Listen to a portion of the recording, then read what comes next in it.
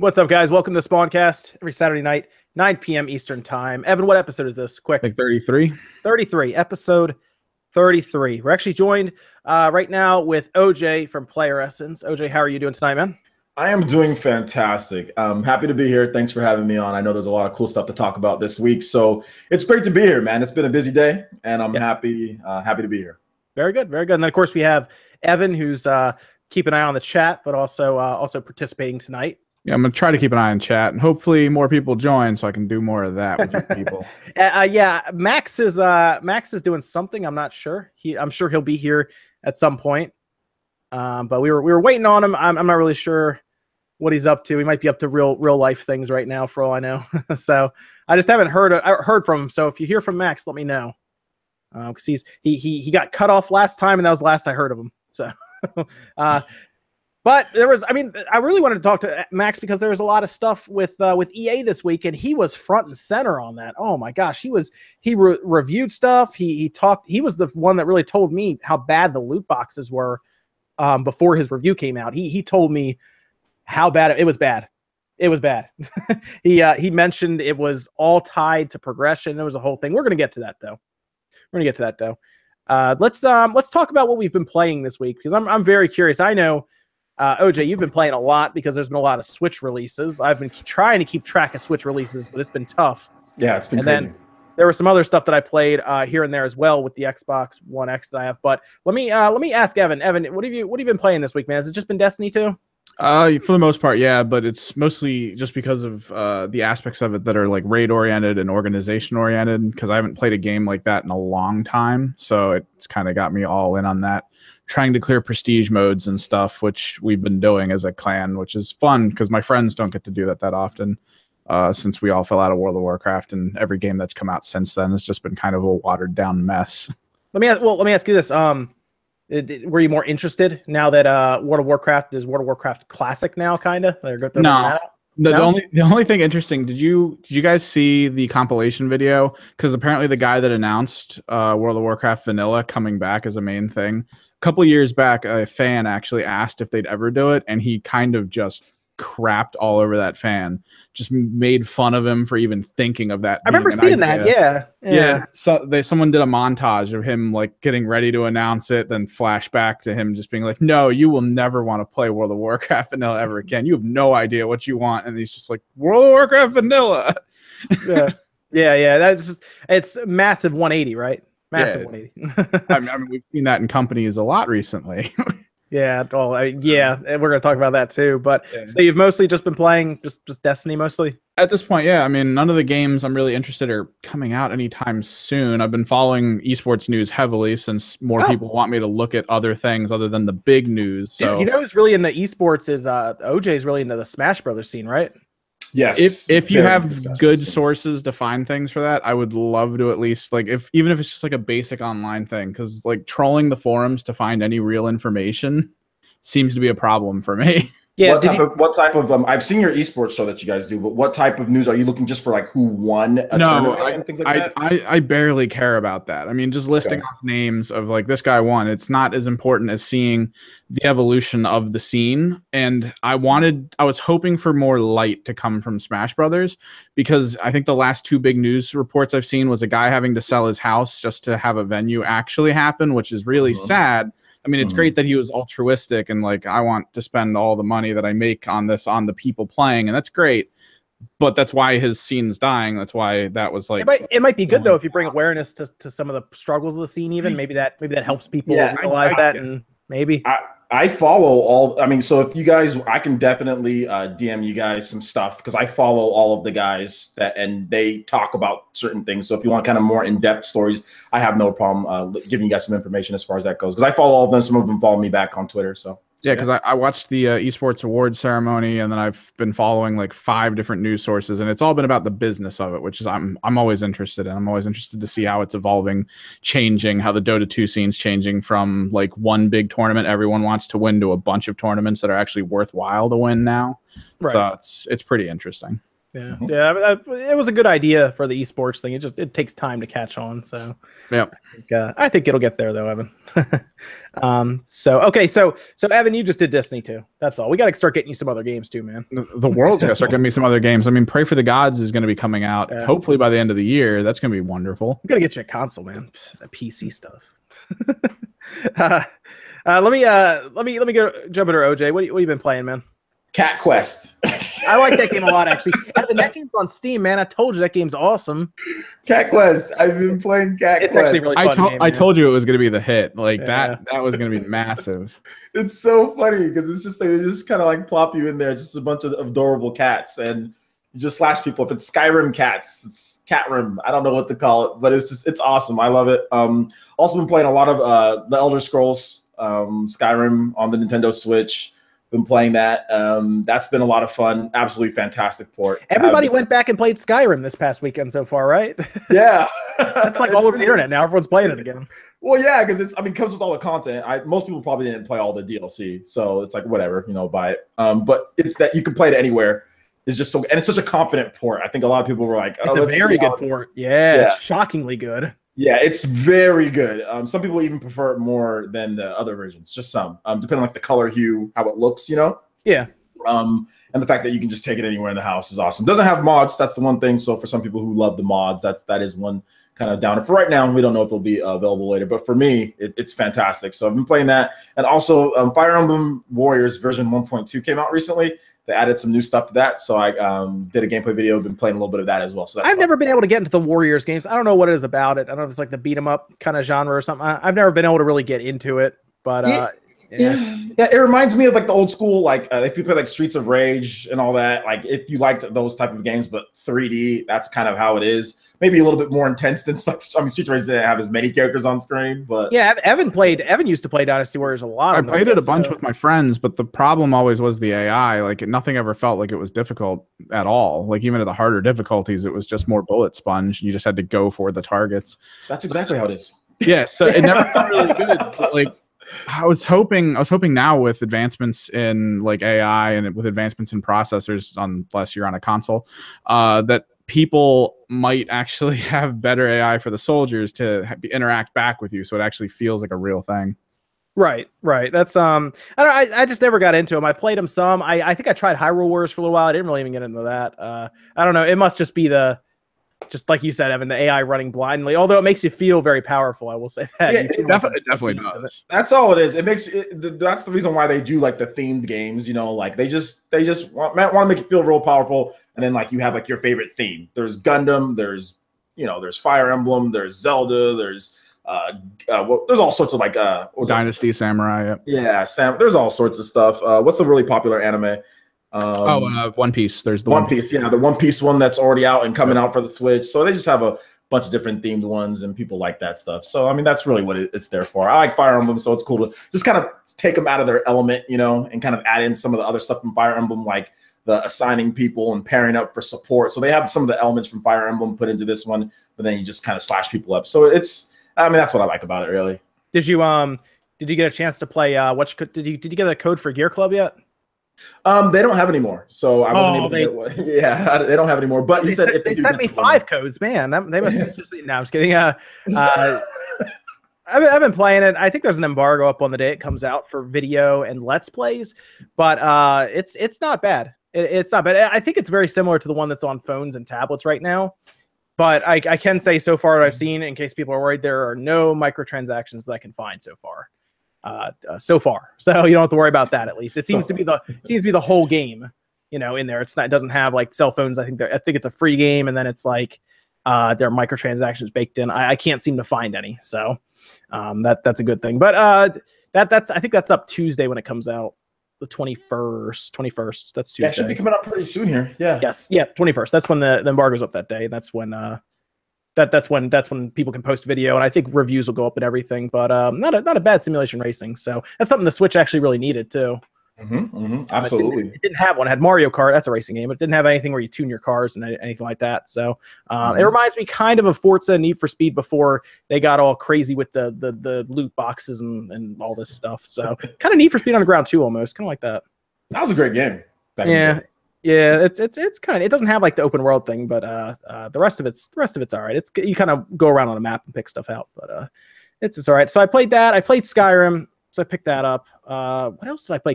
I play Cat Quest all the time, to be honest.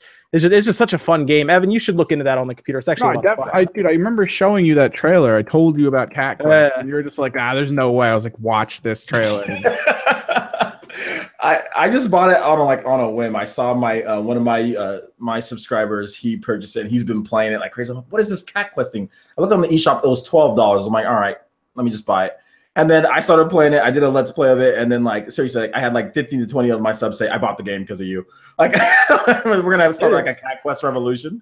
Dude, it's a fun game. It's a great spot to be an indie game when you're on the Switch eShop, because it seems like word spreads and people get really excited about indie games on there. Probably because of the portable nature. Absolutely. I play Cat Quest pretty much only unless I'm recording like a video. Portable, like before I play 30-40 minutes beforehand, just go do some dungeons, come out. It's just super simple. You get in, get out. It's nice. It's a nice. I've also been playing Wolfenstein. Oh yeah, you have the Xbox One X, huh? Can you tell? Yeah. How is it on there? It's all right. I don't have a 4K TV. I'll probably get one either Black Friday or next month or something. I need to go shopping. I need to do a lot of research to find one that's good. I feel like I hate buying TVs because I feel like I'm missing out on a TV or something if I buy the wrong one, or so. I don't know. It's a whole thing. It's almost like shopping for a car almost. You got to be careful because like I thought my TV that I bought had HDR and it didn't, and I was like, That's the thing I'm really looking around for right now. There's this TCL that people keep sending me because it's not a terribly expensive TV. Apparently the input lag is low on it. It has HDR10. So it's a 4K TV, but I think it's like $350 on Black Friday. Wow. That's a good deal. It's a 50 or 55 inch. So I was looking at reviews for that, and that looks like that could be good. But otherwise, I mean, the game runs great. Like it runs 60 frames on the X and everything. No real issues there. The Xbox One X does some weird stuff sometimes. They're like the fan will ramp up out of nowhere and then cool right back down.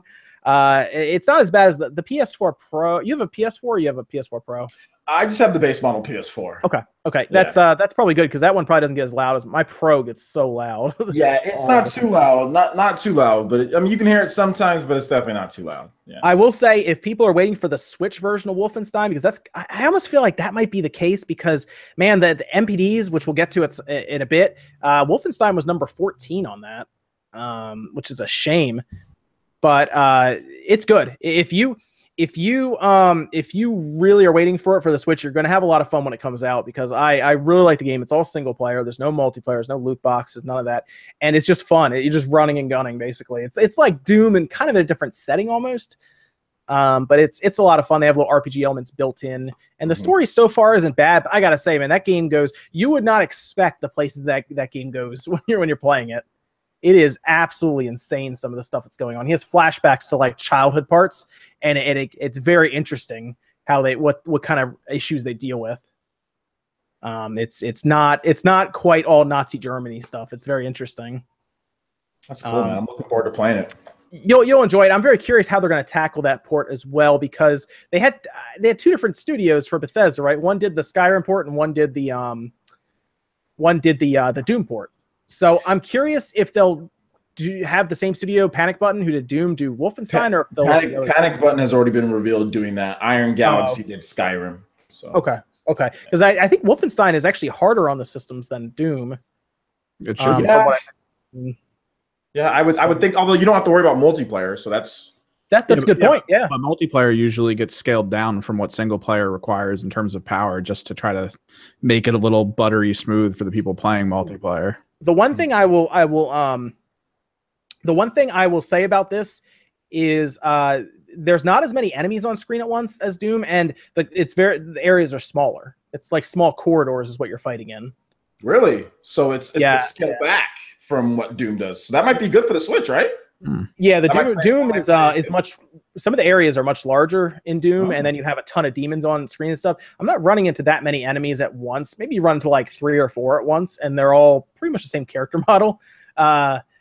It doesn't seem as hectic as what's happening in Doom. I will say that. That's interesting. I didn't know that. I mean, I watched the first Wolfenstein, and I mean, now that I'm thinking back, like looking at the Let's Play, I'm like, yeah, maybe it wasn't quite as expansive, you know, as what Doom, because I'm playing through Doom on the Switch right now, so. See, Dreamcast guy would be able to weigh in perfectly here because he reviewed and played all the way through Wolfenstein 2 before it came out. How many hours are you into Wolfenstein? 6 or 7, I think, right now. Okay, so you've played a fair bit amount of the game. It's not like you're like according to Dreamcast guy, I'm about halfway through right now. Okay, so yeah. Okay. So he said towards the end though, the setting will start to change and everything. So like right now, like you end up being on a submarine for a while. And then you go to certain other areas, but the corridors are very small, which is good. And that's exactly the point Max was making at the time for the Switch, is that it won't have to deal with these very large open areas like kind of does with Doom. Mm-hmm. So you might actually, I think it'll run at a better resolution, honestly, Wolfenstein 2, just because of that. So it could be interesting. In fact, or maybe they stick with that and they actually go for the 60 frames. I don't know. Yeah. It'd be interesting. I wouldn't mind that. I mean, if they just did the dynamic resolution, you know, somewhere between where Doom was 720p and they hit it at 60, I'd be completely fine with that. You know, I know like Fire Emblem Warriors has an option. You can play 1080p 30 and 1080p looks great, or you can play like 720 60, and I just put 720 60 because it feels good to play 720 60. Sure. So yeah. Yeah, I think people will be surprised, honestly. And also, it seems like they're having more time working with this. Panic Button is working with Wolfenstein. Yeah, we have there's no release date, no actual like release date for it. So it'll probably be, I think it'll be probably either during summer or after summer. I don't know if they're going to try to push it out at the beginning of the year. They might wait a little bit, maybe. I don't know. It's also going to depend on what comes out around it, because they definitely suffered going up against some of the games they did. I mean, they released on the same day as Mario Odyssey and Assassin's Creed. And Assassin's Creed, yeah. You're not competing with that. I know people really wanted to like that game, but Assassin's Creed beat it up pretty good, and so did Mario Odyssey. So Assassin's Creed did pretty. I think that did pretty well. I think it did pretty well. 2 in the MPDs, and Shadow of War was number 1. But Shadow of War was also out all month. So Amazon sales was really good for Assassin's Creed as well. So yeah, I think a lot of people really like the setting and the Xbox One X improvements to it and everything what they did with the PlayStation 4 Pro, everything just in general, just kind of the RPG elements they added in. Like a lot of Assassin's Creed fans really kind of rallied on this one and picked up the game. So yeah. So all right. Well, I was waiting for Max, but I guess he's going to miss out on his chance to make fun of EA. Evan, have you been following the whole EA debacle situation? Yeah, I mean, I've been catching up on it pretty consistently. Okay, because it's been a week of news all about this particular topic. It has been absolutely insane. It's been nothing but EA all week. Like it's like every time you go to any of the big sites, the headline is something about EA. It's been insane. I don't know if it was really like if you were seeing that pretty much every day, OJ, because I know you go through a lot of the news too. Yeah, it was EA. Everything was EA just got man, they got beaten up so bad this week. It was insane. And it was serious. It was a timeline of events. It started on Monday and then it accelerated so rapidly Thursday and Friday. It was insane. Because they apparently got yelled at by Disney even. Yeah, just hilarious. We call that getting bodied. You know what I'm saying? Like they got bodied. All right, so Evan, do you know any of the finer details, or do you want me to kind of go over it real quick? I know most of the details, and at this point, all I think I've been focusing on when watching it is just trying to make sure I have all the information, because I know in these moments in, I guess, gaming history, people tend to get caught up in thinking they've won and then like not focusing on making sure that it remains a constant, or if they just figure out a way around it in future. So it's right. That's the issue a lot of people are worried about right now. So what the problem we're running into here is EA wants to put these loot boxes in, but it almost seems like Disney doesn't want the Star Wars brand to be affected as badly as it is by these loot boxes.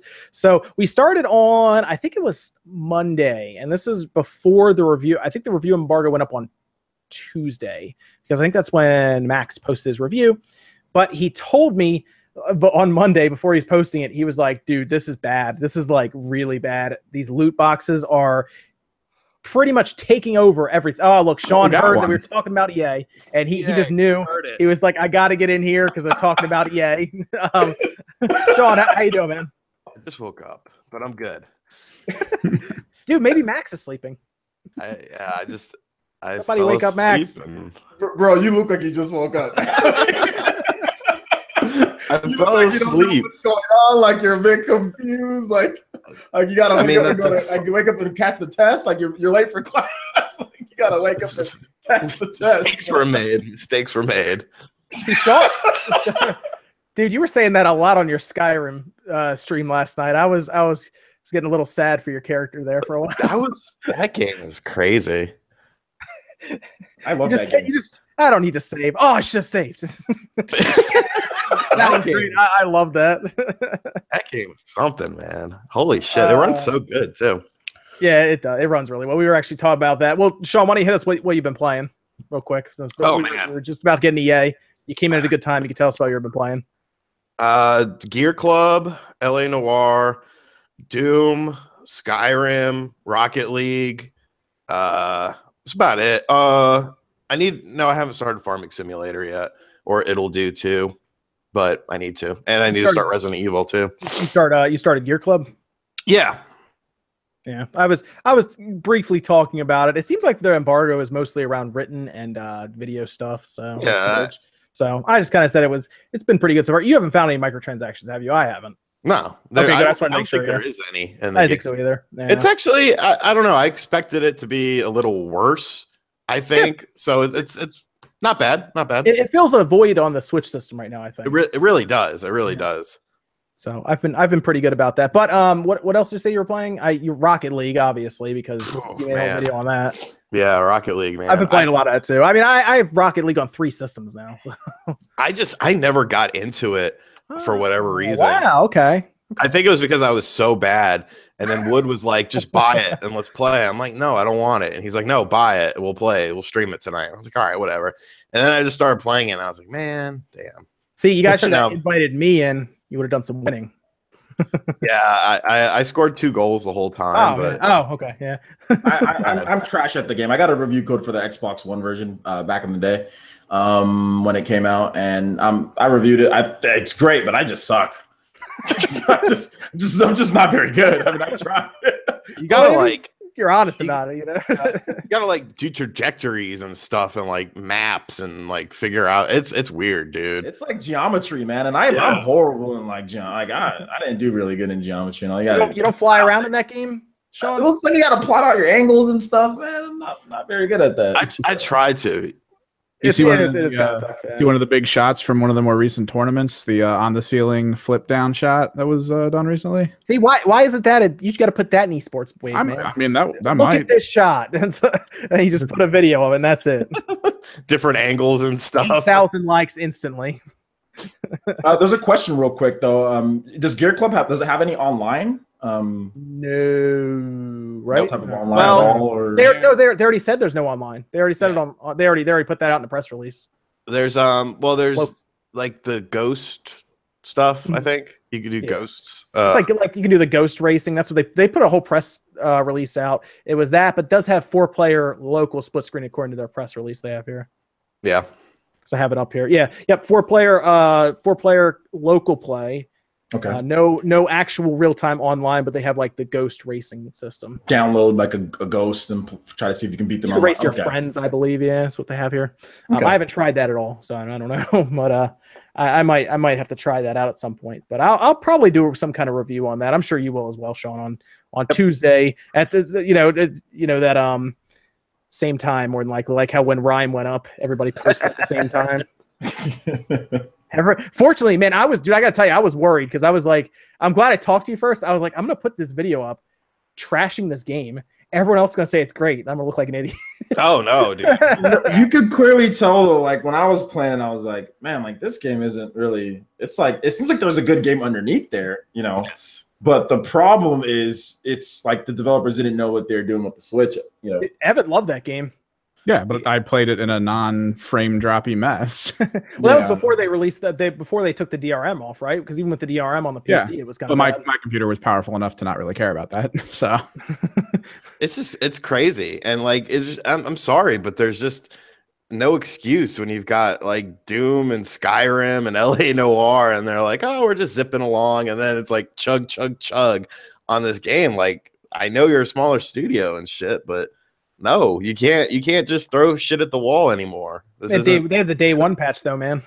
I question how much work they truly like. How committed were they to making sure this game ran like they claimed they did? Because it's not like this. This isn't like it's like a hyper realistic game. You know what I'm saying? I mean, obviously, I don't know as far as graphics and all, and how resource intensive and everything, but it doesn't seem like it's that type of game, you know. And I've heard that there was issues, I guess, on PS4 and Xbox One as well. Yeah. With the frame rate and stuff, so I just question how I mean, they talk about we had to work really hard, we delayed it because of, but how hard did they work? I don't know, you know, just because it seems like it ran pretty bad, you know, in certain areas. It was running pretty bad in certain areas, so I don't know. So before we go ahead, Sean. Go ahead. Oh no, I was just gonna say within 5 minutes you see the problem. So it's not like it was some hidden thing or something. This I don't know. It's crazy. So I guess before we're going to get into EA now, you guys actually got here at a great time, Sean. Perfect. Before we get into EA, make sure you're not hitting that like button because we don't want to get to 600 likes. That would be terrible. That would be. Yeah, I don't want that. I don't want to end up on the trending page again. That'd be really bad. It's the worst when we do that. Okay, so EA, the timeline was pretty much Monday. Max told me what was about to happen with his review, and I expected it. Once he told me that, I was like, this is bad, because Tuesday everyone's probably going to say the same thing, because there was a review that posted before embargo and it gave it like a 3 out of 10 and just talked about the loot boxes. And then it comes out that yes, the loot boxes are heavily influencing gameplay. And we get to a point where people start doing math. They find out it's 4,500 plus hours to unlock everything, or $2,100, which is ridiculous. People start freaking out. And then we get to Thursday night. People start posting out early copies because you could get into, I think it was EA's, was it Origin? I think it was Origin. Or Access. EA Access. Yes, EA Access. Yeah, where you're allowed to play it early. Mm-hmm. And people started realizing what was happening. And then all of a sudden, they pretty much just cut all microtransactions. People started reporting they couldn't buy any more crystal currency. And at that point, they released their statement saying, we're sorry. We're sorry. It wasn't even a good apology, to be honest, because at the bottom, they just said, we'll bring the microtransactions back after we have a chance to tune the game. All they said is we're going to reassess, and then you'll see them again. Yeah. Yep. And at that point, that pretty much says that they want to save their day one sales and then put them back in later, more than likely, is what a lot of people are assuming right now. So there are a lot of people who are really excited as to what's going on, which is great, because it's really funny to watch EA back down, mostly because I think Disney pretty much reenacted the scene from South Park where Mickey Mouse. Have you guys seen that all over Twitter? Yes. People are putting inside recon footage from EA and Disney meeting. It's just Mickey Mouse just kicking one of the Jonas Brothers over and over again. That was great. But apparently, yeah, and not only that, there was an article that came out today. I'm trying to remember which website this was, where apparently EA and Disney, well, at least Disney, is had to basically threaten or at least allude to them pulling the license from EA. Wow. It got to that point, apparently. Do you think that would have happened so immediately had they not had a movie coming out within like a couple months? I think if this was Rogue One coming out, they wouldn't have cared as much. But because this is a big deal, because it's a new director, right? I thought it's a new director that's doing this one. Am I thinking right? And it's like their debut movie, and of course it's what they spent all that money for, these big Star Wars numbered movies, and they basically said that they can't afford to have Star Wars being compared to gambling, specifically to children. And that apparently everything stemmed from that CNN article, because CNN obviously has contacts with Disney. They reached out for comment, and Disney didn't comment at all. So apparently they sent the Order 66 down and cut that out pretty much. So that was why it was pulled so randomly. The menu was kind of still broken at the time, because they basically just ripped the code out. Mm-hmm. And it was definitely a knee-jerk reaction to all of the anger and feedback that was happening. And of course, at that time, everybody exploded with celebration. I saw, I think as soon as that happened, 10 minutes later, 20 minutes later, my sub feed and my recommendeds were all full of, EA lost. Which was great. It was so funny to see that. It's interesting to see what happened here, because it's definitely not what EA wanted, but Disney pretty much kicked them around and told them what to do. So it's kind of funny to see that. Where are you guys on this one? I think they should burn. It's stupid. To think that they could get. I'm glad that they got reprimanded. A lot of people are saying, oh, they're just putting it in later. They're putting it in later. But I mean, if it's, I never really had like a super huge problem with them putting it if it was a later thing, because obviously the people that are getting the game initially, it's about, a more even playing field. Now there's a more even playing field. You're not having to deal with, Daddy Rich Bucks who's just like, oh, I'm just going to buy stuff to make myself better and then I'll destroy everyone. So I think even playing field, and then maybe easing in the stuff for later adopters who maybe just want to be able to have all that stuff available. I mean, because things like that have always been available. You can essentially unlock everything in the game for X amount of dollars nowadays. So I don't know. I think it's a positive thing though that so many people made so much noise about something that they actually changed. So it's like, I think it's a good thing. Yeah, no, it can only be a good thing at this point because it's what they did not want to do a consumer move like that. And it's a prosumer move, I should say. And it definitely backfired on them heavily. I'm curious what they're going to do when they bring it back. But OJ, was this, because you were definitely following this since you look at the news a lot. Was it jarring you to see them rip the microtransactions out at pretty much 0 hour? It was, and I told them, I was like, man, they're such a spineless company. It's like, why did you put this type of microtransactions in there? Why did you honestly think that this wasn't like, how did you think this was going to go down? This isn't Madden Ultimate Team. You know what I'm saying? Like, you're putting microtransactions into the main multiplayer mode of a game, which drastically affects the balance. This is like an example, like Madden has microtransactions, but the microtransactions aren't part of the normal online that people play. You know what I'm saying? Ultimate Team with the microtransactions are a completely separate thing. FIFA Ultimate Team, completely separate thing. Microtransactions, that's encouraged. People love that type of stuff on those things. So EA's done it before, putting microtransactions in a full price game. Heck, I think the new Need for Speed has microtransactions as well, but single player type. It does. It's bad too. It's really bad. Like that's why it's getting like 3 out of 10 and 4 out of 10 from a lot of people.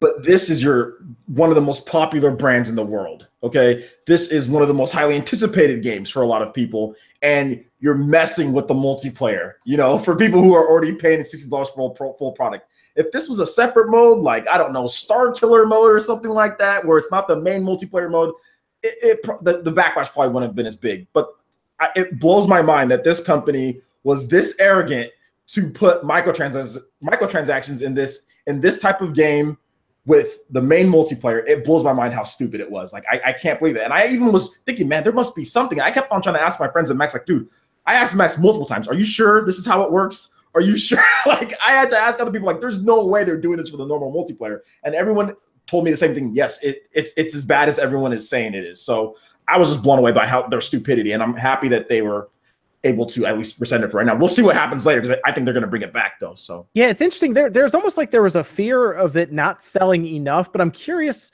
how much is enough to EA, because the first one, which set the expectations for this one, the first Battlefront sold over 15 million copies. Sold really well. Yeah, 15 million copies is a lot. That's a lot of copies. Yeah. That's more than a lot. Yeah, right? I don't see why they're so scared about this. The sales would have been fine if they just played. Yeah. I swear this game would have sold like 30. It could have maybe sold like 30 million if they just. Yeah, they were expecting by the end of March, so the March 31st, end of their fiscal year, they were expecting to ship 14 million. I would have bought a copy if it was just normal. You know what I'm saying? Because I was into Battlefield 1 a little bit, but like the no single player kind of turned me off a bit. But I played it. I put up content on my channel. I would have totally bought a copy. And I'm not even the biggest Star Wars fan, but this whole thing is just I don't know why they did this, because they could have made plenty of money without it. Like, yeah, I mean, like let's say they touched 20 million copies sold. I mean, would that be enough in their mind to then do like free, like multiplayer DLC and stuff? I feel like 20 million copies, that's over $1 billion in revenue. I can't imagine. I don't know how that wouldn't be enough money for them to make a lot of money in the first place, and then also put some money back in to keep the multiplayer going. That would then include like sales in the future. That's kind of what GTA 5 does. So I know they have microtransactions, but it doesn't seem to be as intrusive as what EA did. Yeah, and the thing with GTA is that you get a full single player experience as well. Yeah. You know, so Oh yeah. it's There's some people who never even touched multiplayer in that game. They just love playing the single player so much. Maybe if Star Wars did have a better, like more fully featured single player, I mean, it's not bad. It's still definitely good. But if it was longer, Apparently it's like 6 hours. Yeah, so it's a bit on the short side. I think people might have not had a big of a problem, but it's $60, and then the main thing is the multiplayer, because you have the multiplayer is crazy. You know, you have like the the jets and all that stuff that you can do, like the starfighters and everything in the air and everything. Like it's so cool, like what they've shown off. But it's just unfortunate because I honestly feel there was no need for this at all. I think I would have bought a copy as well if it was just right, like if it was just a regular game without all these microtransactions. The loot boxes I don't think needed to be in the game. I think they could have just done a normal progression system. The first one a lot of people had an issue with was you would unlock everything very quickly in the game and you wouldn't have much else to do, from what I remember. Whereas if they just put more content in and then let you just kind of unlock it like Call of Duty does, where you prestige and you go back and do it all over again, that seems like an easy way to keep the multiplayer going. It just seems like they got a little too greedy there. I don't know. But honestly, this is probably one of the better testing games for them to see, I guess, how much gaming culture has shifted to be okay with this or not.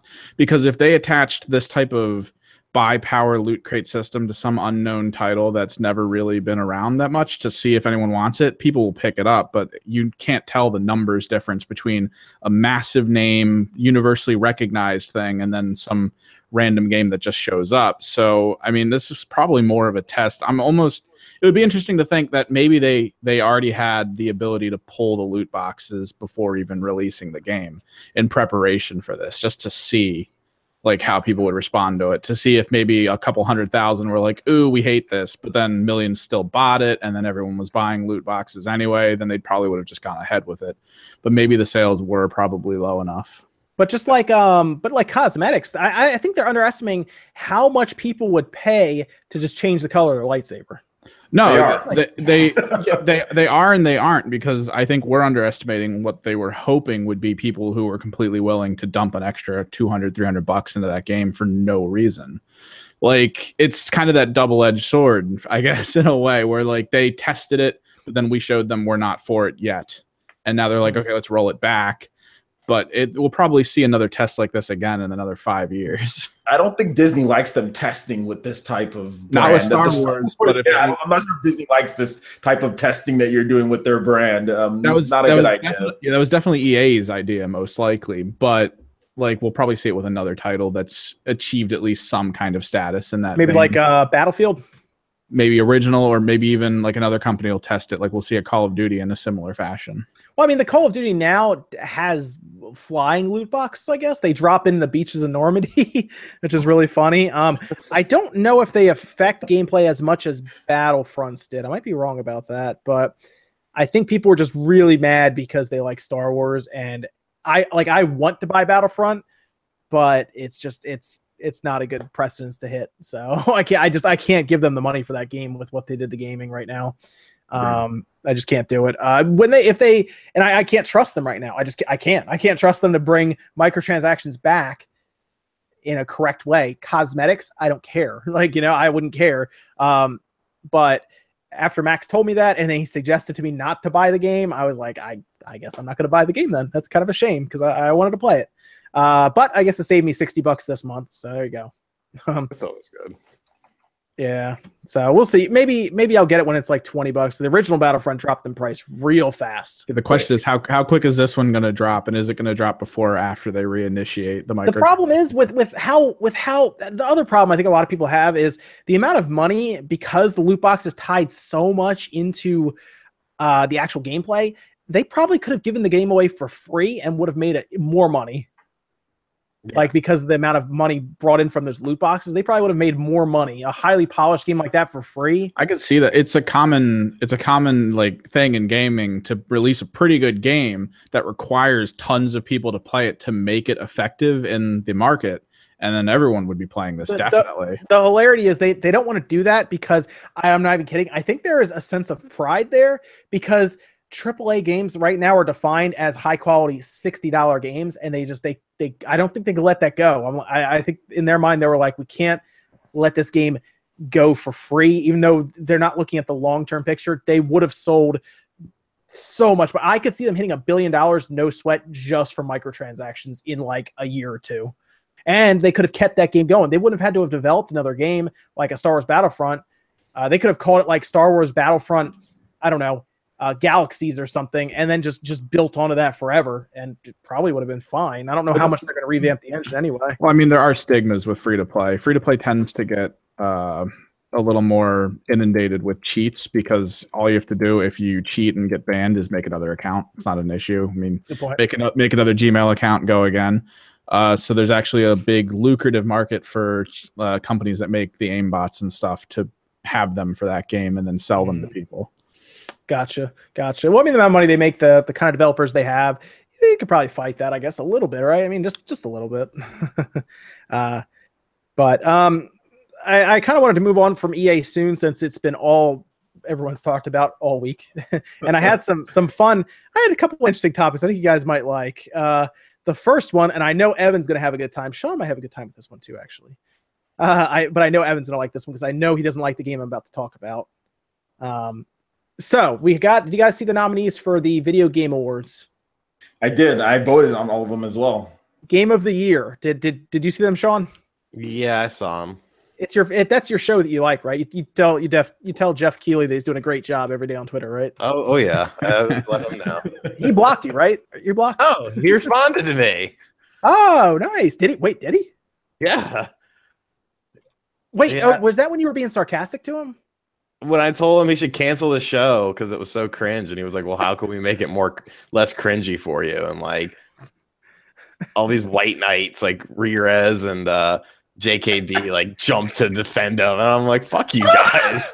The show sucks." Like, I'm sorry, but it does. Oh, dude, I love Rerez. You should definitely have him on the show when I'm here too. You need to bring him on, man. I really do like his content in his show.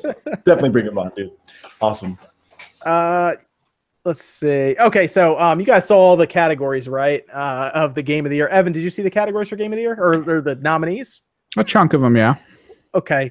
Let me read them off. So there is for Game of the Year. This is the Video Game Awards show. I think it's in 3 weeks. I think it's like December 10th or something. It's gonna be streamed. That'll be a fun night streaming that with everybody. Game of the Year: Legend of Zelda: Breath of the Wild, Super Mario Odyssey, Persona 5, Horizon Zero Dawn. So we've talked about so far are highly polished games that obviously were in the oven for quite a while because they came out the other side as very good quality experiences for the money. And then we have PlayerUnknown's Battlegrounds. That is part of the Game of the Year category. If that wins, I will do something. I don't know what I'll do, but I will do something. So there's a lot of controversy going around this for a couple reasons. One, it's not actually out yet. It's still in early access, right, Evan? You know all about this, Evan, because you bought it recently. Buggy as hell, and then you turned it right off and were like, I don't like this game. Yeah. It's very buggy from what you're telling me, Evan. It doesn't run well on most modern hardware, from what you're saying. Yep, and it doesn't look as good as half the games that are out that run on less powerful hardware. You said Fortnite's better. Overall, yeah, for the most part, and has more functional interest because it could at one point become a randomized map because that's what the engine's built around. So this seems to beg the question, should a game be on the Game of the Year chart just because it's popular? No. Because that seems to be what's happening. Let's put Angry Birds on there next, you know? Legacy games. Remember, Angry Birds was going to be bigger than Mario. Angry Birds is the future. No, you don't put a fucking beta, a game that is not finished, it's still in development, as a Game of the Year. Think about the children. Think about the children. Think about the children. It's crazy. It's insane. Why is it on there? It doesn't make any sense. I think I have a feeling. I think the nominees have to do with. I think the nominees have something to do with a popular vote, maybe. I think. And I don't think the final voting is all popular vote. I think there's something else to the final votes. I think there's actually like critics board along with the popular vote. I think the popular vote's like a third of the final vote. But it is interesting to see this here because it's not out yet, which tells me if it releases in December or January, it's past the cutoff. does that mean because it released, it can then be entered into next year's Game of the Year as well? It doesn't need to be anywhere near Game of the Year. It's not a good game. We just discussed that it's buggy and it sucked. That's what happens, though. You're right. You're right about that, because Final Fantasy 15 was one of the nominees for one of the awards, and that came out 2016. So yeah, there's a certain day. Like Super Mario Odyssey is going to be on a bunch of stuff next year.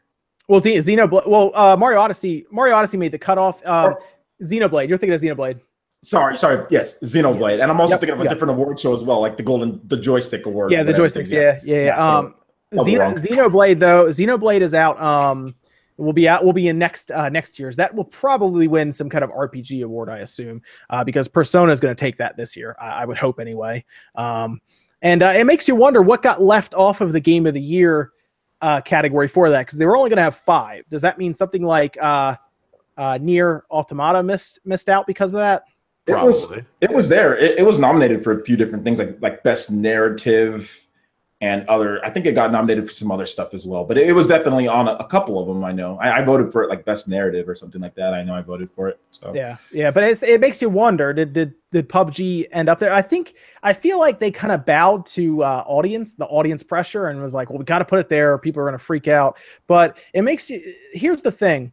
When you look at something like the movies, like when the Oscars are happening, all this stuff, it's rarely movies most people have heard about, right? It's a lot of times people will watch or see what's coming up for the nomination for the Oscars, and I know some of my people in my family do this. They would go and watch all the movies because they hadn't seen most of them, because they were like critics' choice and stuff, not necessarily the popular movies. Like, you don't see like the Avengers most times up for Oscars or anything. You don't see even Star Wars up there usually. I think special effects one year, but most times they are very artful, very, very high quality movies that have a little more to them. It's just very odd that they're allowing something like PUBG in there when it's clearly not a quality game from like a game standpoint. A lot of people see it as like an asset flip, right?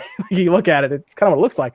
It's very odd. Like, if enough people loved Troll and I as like a joke, would that be in there right now just because 10 million people played it online? I don't get it. I don't understand. It should be the Game of the Year does not mean it's not. Is it called the most popular game? No, it's called Game of the Year, as in the best game of the year, not the most popular game. There has to be innovation to it. It has to feel like a solid game in terms of gameplay as well as visuals at the same time. It has to have that balance, but like, PUBG has none of it. PUBG has a 30-minute time period where you're playing the game of collect the things in the houses that ends in a 3-second gunfight on average.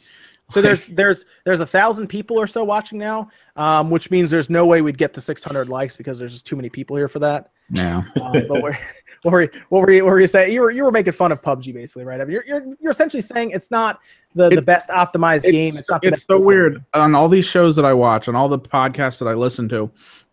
Anytime it comes up, everyone seems to have that same idea that it's like you spend this extremely long time wasting your time, then you experience the game for a small segment of the game, and then you have to wait to load into another game. I don't know why it takes off other than the Twitch community that's built around it. That's what it is. I don't know why I watch the game, but I do.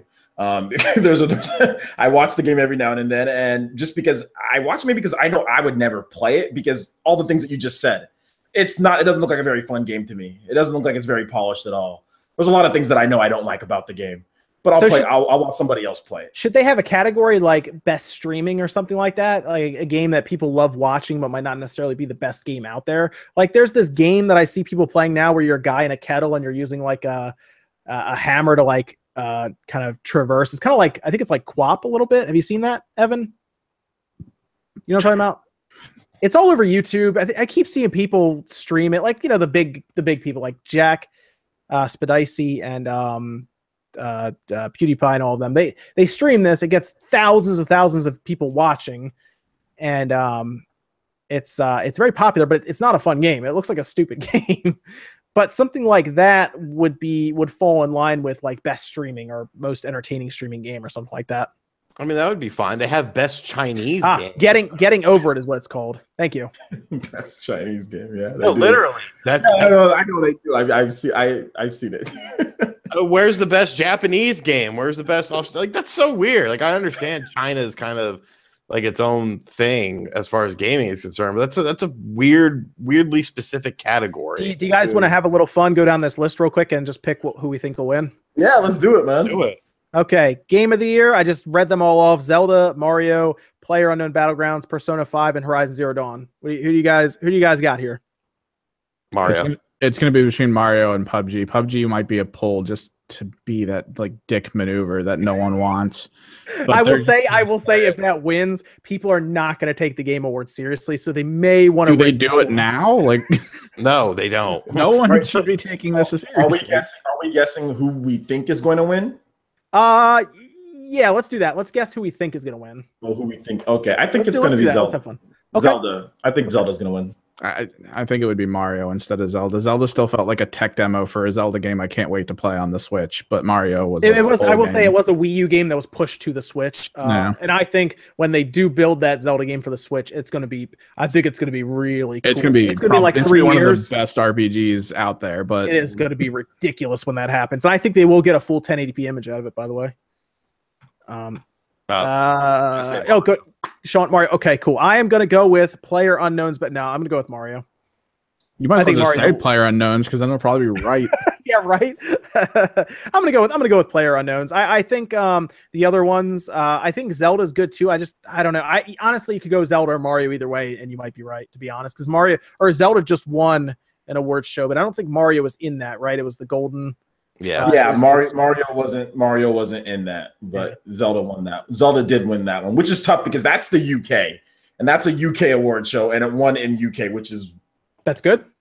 That's good. Yeah. Difficult for Nintendo to ever win any awards like that as far as end of the year awards for the Golden Joystick. So. Okay, here we go. Let's go with this one next. You guys can kind of play along in the chat too, if you would like to, just kind of pick.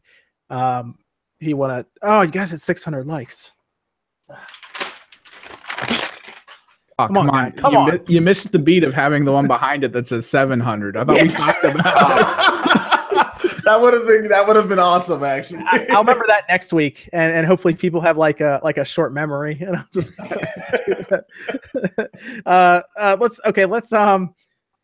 go to the next one. We have where did I just had the tab up and then I ripped. Okay, best game direction, award to a game studio for outstanding creative vision and innovation in game direction and design. We have Wolfenstein 2, Resident Evil 7, Legend of Zelda, Mario Odyssey, and Horizon Zero Dawn. Well, Mario Odyssey has New Donk City, so by default, it wins. I think Horizon's gonna win. I think Horizon's gonna win that one. I mean, which was this one again? Oh, best game direction is defined as awarded to a game studio for outstanding creative vision and innovation in game direction and design. So how the game's designed and the direction they took it in. I think Horizon's gonna win it. Just new IP. If it's more on the visual aspect too, it should be Horizon, just because it is new things. Like in that game, you're not seeing like the same stuff. I mean, with Mario, point. It is interesting. They did add more mechanics, but it's still Mario. Like there's still that core. Okay, I see. So you're saying creative vision. I actually understand that too. I think Horizon Zero Dawn is probably going to win that one, just because they had like the whole like kind of mechanized dinosaurs mixed with like regular dinosaurs. It was very interesting the way they did that. I'm going to go with Horizon Zero Dawn also. I think that makes a lot of sense. I do think a case could be made for Resident Evil 7, because instead of making another game very similar to 5 and 6, I think they went with a more creative kind of design with that game, although they did make it more catered to the VR audience, so that might have just been by default. That's gonna win best VR game, because it absolutely will. Yeah, it's good. That is a VR game. I'm convinced that Sony paid them to make that into a VR game, so it's a VR game, in my opinion. Oh, thanks. 7Gamer just told us that the podcast is trending on YouTube Gaming right now. Thanks for making us aware.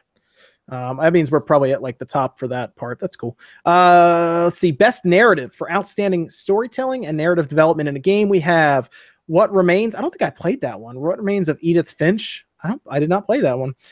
Nier Automata, Hellblade. That's actually a good one. Wolfenstein 2 and Horizon Zero Dawn for best narrative.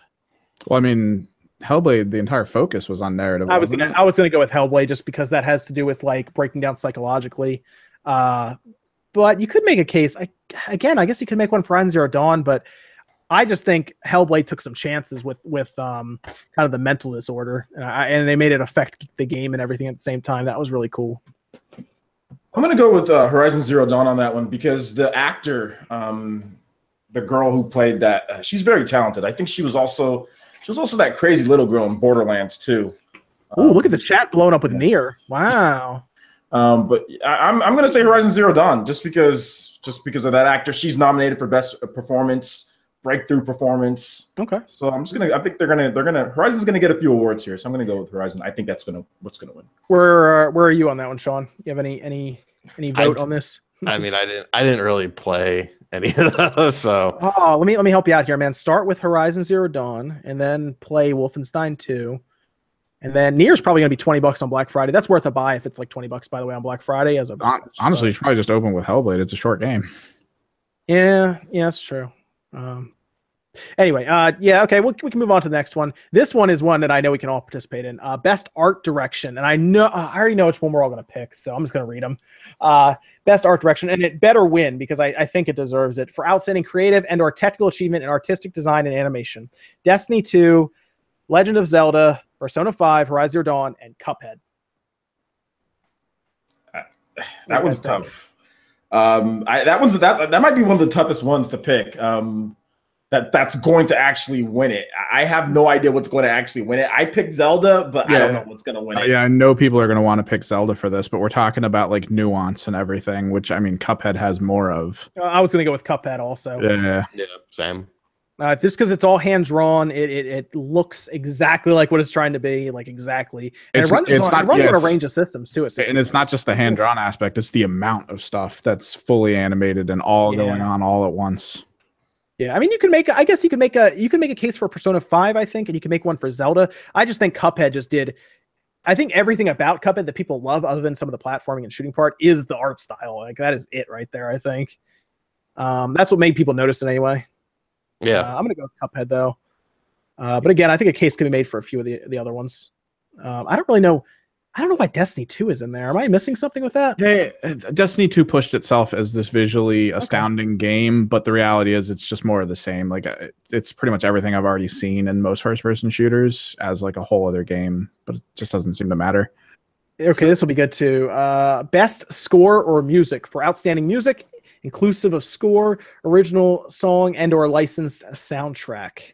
They have Destiny 2, Cuphead, Nier, Zelda, Mario, and Persona 5. Let's do the Odyssey. Yeah, I know. I was gonna say Mario Odyssey just because some of their soundtrack was awesome. That's another tough one. Usually Japanese games get snubbed on this one, so I don't think Persona 5 has a chance at all. Although the soundtrack is phenomenal on Persona 5, it is very good. But I think either Zelda or Mario is going to win one of these two. I feel like Mario is going to win just because of how publicized their one song or their soundtrack is. I mean, they put it up on iTunes. That thing got hit with downloads left and right. I have to personally go with Odyssey. I think that one's going to take it. I think they had a good soundtrack with it. I think just to sort of spread it out, just to make them seem unbiased, they would hand it to maybe Destiny 2. They had like the very Halo-y kind of epic. And it was all very well choreographed, very well put together for the game. But like, I don't feel like they're going to give Destiny 2 anything else maybe than this. They just want to throw it there just to seem non-biased. Oh, okay, here we go. Here's another one. This is interesting. Best audio design. I guess they separated this from the other one because the other one was score. Recognized best in-game audio and sound design. Destiny 2, Hellblade, Resident Evil 7, Zelda, or Mario. That's in-game audio and sound design. I don't really know how you could break that. We got a Dreamcast guy now. Did it actually come up? in, man. Hello, can y'all hear me? Do I sound weird? What bunker are you sending us this info? this is my house. It finally came back up. I apologize for being an hour late. Hopefully, I didn't miss all the carnage. Was your internet out? Yes, it's been down for about 6 hours. I told them his internet was out. Well, the problem is the person who pays my internet bill, like the person whose name is it, he doesn't live here. It's like my brother's friend. His name is Onyx, and he's the guy who all this is in his name. So we're trying to just. Wait, hold up. You have a Pokemon paying your internet bill? Yes. And you know what? Anytime I try and give him money, he goes, "Gotta catch them all," and he grabs a fistful of my money. He doesn't have hands. I mean, it's gonna be tough for a ride. He wraps around it like a snake. I'm like, my wallet. Yeah, so it's hard to like call the company and complain when it's like, who are you? I'm somebody who lives in the house of the person who has the internet in their name. You know. Yeah. John and I have dealt with this in the past, and it is annoying. Yeah. Yeah. So we're trying to just change. So sorry. I'm sorry. We attacked EA for a while, so you missed all that fun stuff. Good. You know, I beat that dead horse. I'm glad we're all taking turns. You would have been a good person for that, because we talked about the early reviews, and you were one of the first people I heard from that said that it was laden with microtransactions. Yeah, I'm glad. I mean, obviously, I probably wasn't the first person really, but I'm glad I got to be one of the early people to really warn. Yeah. Okay. Yeah. That's But we talked about it. We talked about how Disney kind of smacked him a little bit, smacked him around some. And did you see the article posted today that said Disney apparently alluded to them pulling the license if EA hadn't done anything about it? That's so good. I mean, and that's not shocking.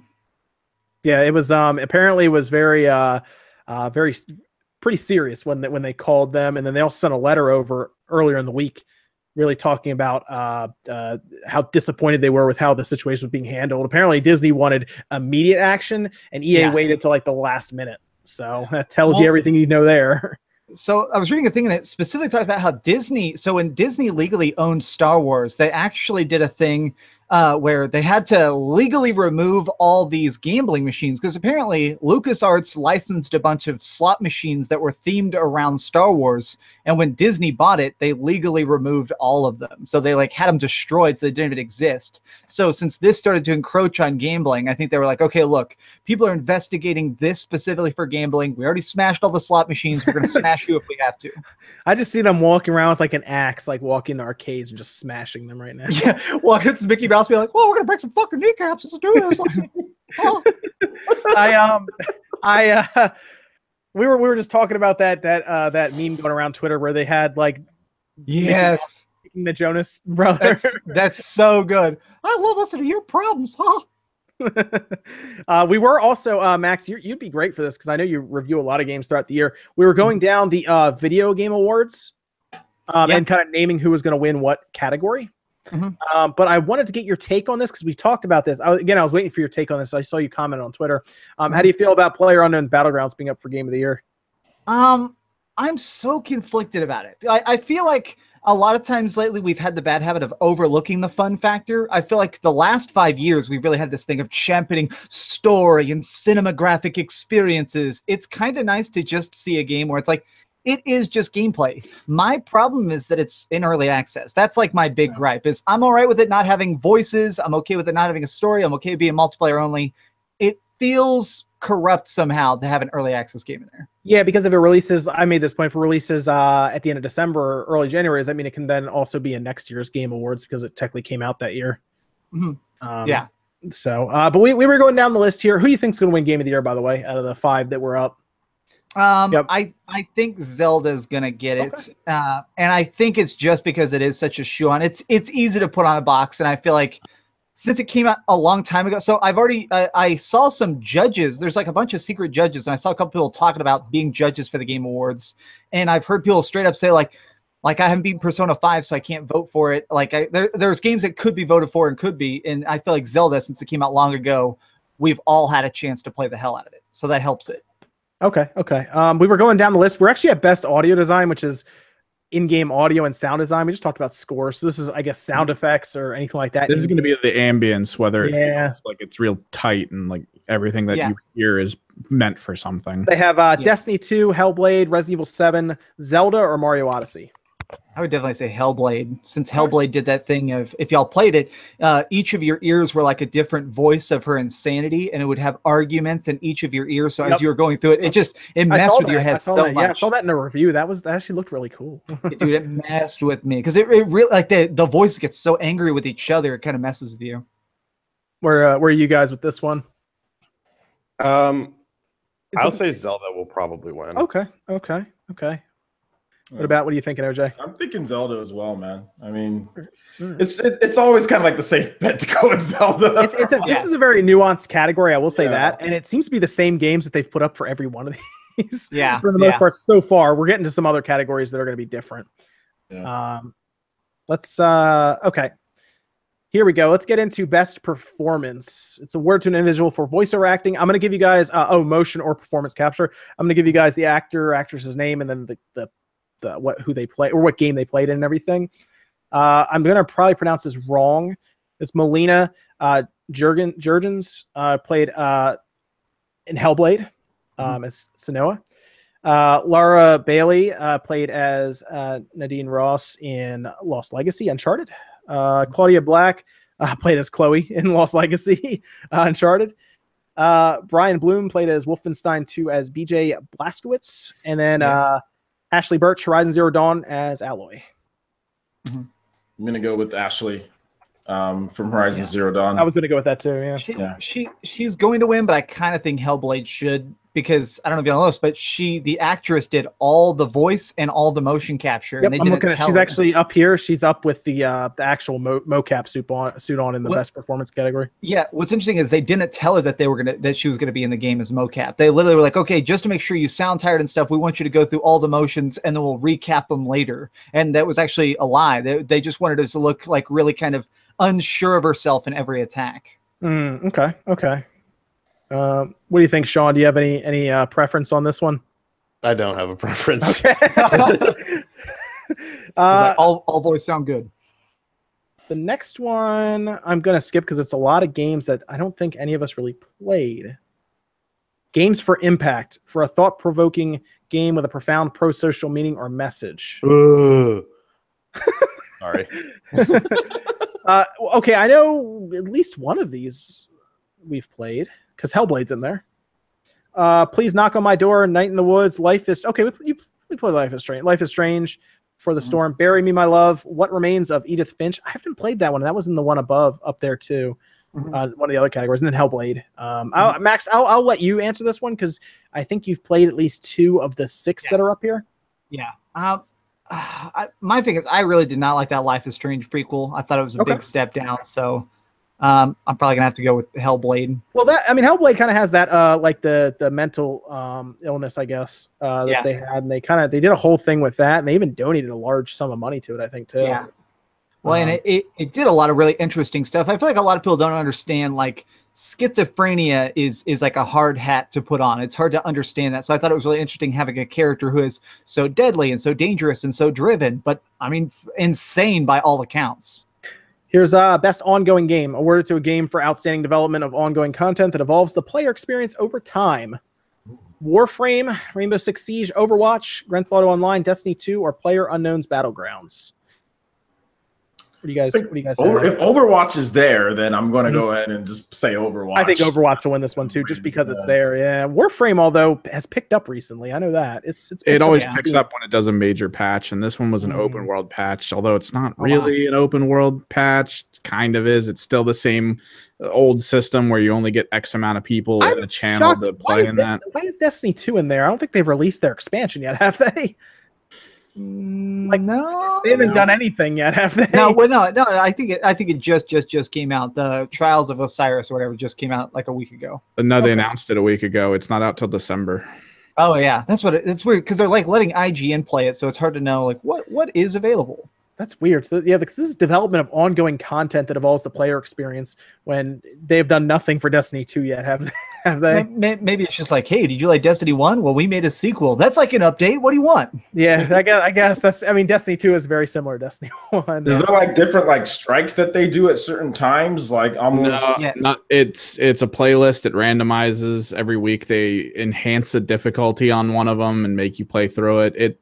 Right now, it's just all the same stuff, just slightly altered from week to week. This is a good question from Charlie. He said, how do you guys feel about a game-winning game of the year, but not winning other categories that it's in? He says that seems off in his opinion. I always feel like it's sort of that handoff because, like, if you give it game of the year, you don't want it to win everything, to just be like, this is why it's game of the year. It has happened in the past, though, where game of the year did win like 2 or 3 other categories. Yeah. But they try to make it feel like game of the year is that it's not necessarily that it has the best audio, the best music, the best, it's like the best all around, the things. Right? It's everything is perfect together. Right. I always make the analogy of the movie that wins best screenplay isn't always the one that wins best picture. Like you can have a movie that's really well written and really awesome, but Transformers ends up beating you out as best picture. Yeah, Right. I mean, there's lots of different things that a lot of these games do really well. I mean, like you can have like best like narrative or whatever the case is. Like I remember Super Mario Odyssey, or not Super Mario Odyssey, but Super Mario Galaxy. Super Mario Galaxy is not going to win the best story or best narrative. You know what I'm saying? It's going to win a lot of other things, but it's not going to win every single category. It's not going to have the best graphics. It's not going. There's a lot of things that it's not going to win. So it's okay when you know. I was tempted to go with Rainbow Six Siege on this one too. I'd probably give it. I'd give it to GTA. I'm still so impressed by GTA just managing to reinvent itself on such a crazy like every 90 some of the days. DLC they've been releasing is kind of cool. Like some Dude, I got so addicted to the stunt tracks for months. That was my zen thing. It's like I'd review a game, I'd edit it all together, I'd throw it up, and I'm like, all right, time to go back to my real drug, and I just put GTA in. I'm gonna jump here to best handheld game because I think Sean actually can maybe be able to pick one of these out. Since I think Sean, you may have played. I think you've played probably more of these than most of us, maybe. I think I've played them all. Yeah, I'm gonna go with best handheld game. Poochie and Yoshi's Woolly World, Monster Hunter Stories, Metroid: Samus Returns, Ever Oasis, or Fire Emblem Echoes. I played 3 of those, so. Yeah. Oh, there you go. I would say, honestly, I really liked Monster Hunter Stories. I would put it between that and Metroid, but I think Metroid will win. I was gonna go with Metroid also. Where are you thinking, OJ? Metroid will win, but my heart says Fire. It's with Fire Emblem. That's the problem, though, man. Those games never like JRPGs have such a hard time in these award shows. Strategy. Yeah, JRPG. it gets even worse. You got to think of the people who are judging it. Like Max said, I mean, these people are definitely going to be all behind Metroid. Yeah, Metroid is very, going to very be easily consumable. Yeah, Metroid's going to be backed. I would love for Echoes to win though, because Echoes did so many cool things within the Fire Emblem like gameplay. Yeah, you know? I'm 100% on OJ's team here. 100%. I thought that Fire Emblem Echoes managed to really push the envelope, whereas Samus Returns, as much as I liked it, to me it personally just felt like, okay, cool, another Metroid. It's a bag of chips. Cool. Sure. Yeah.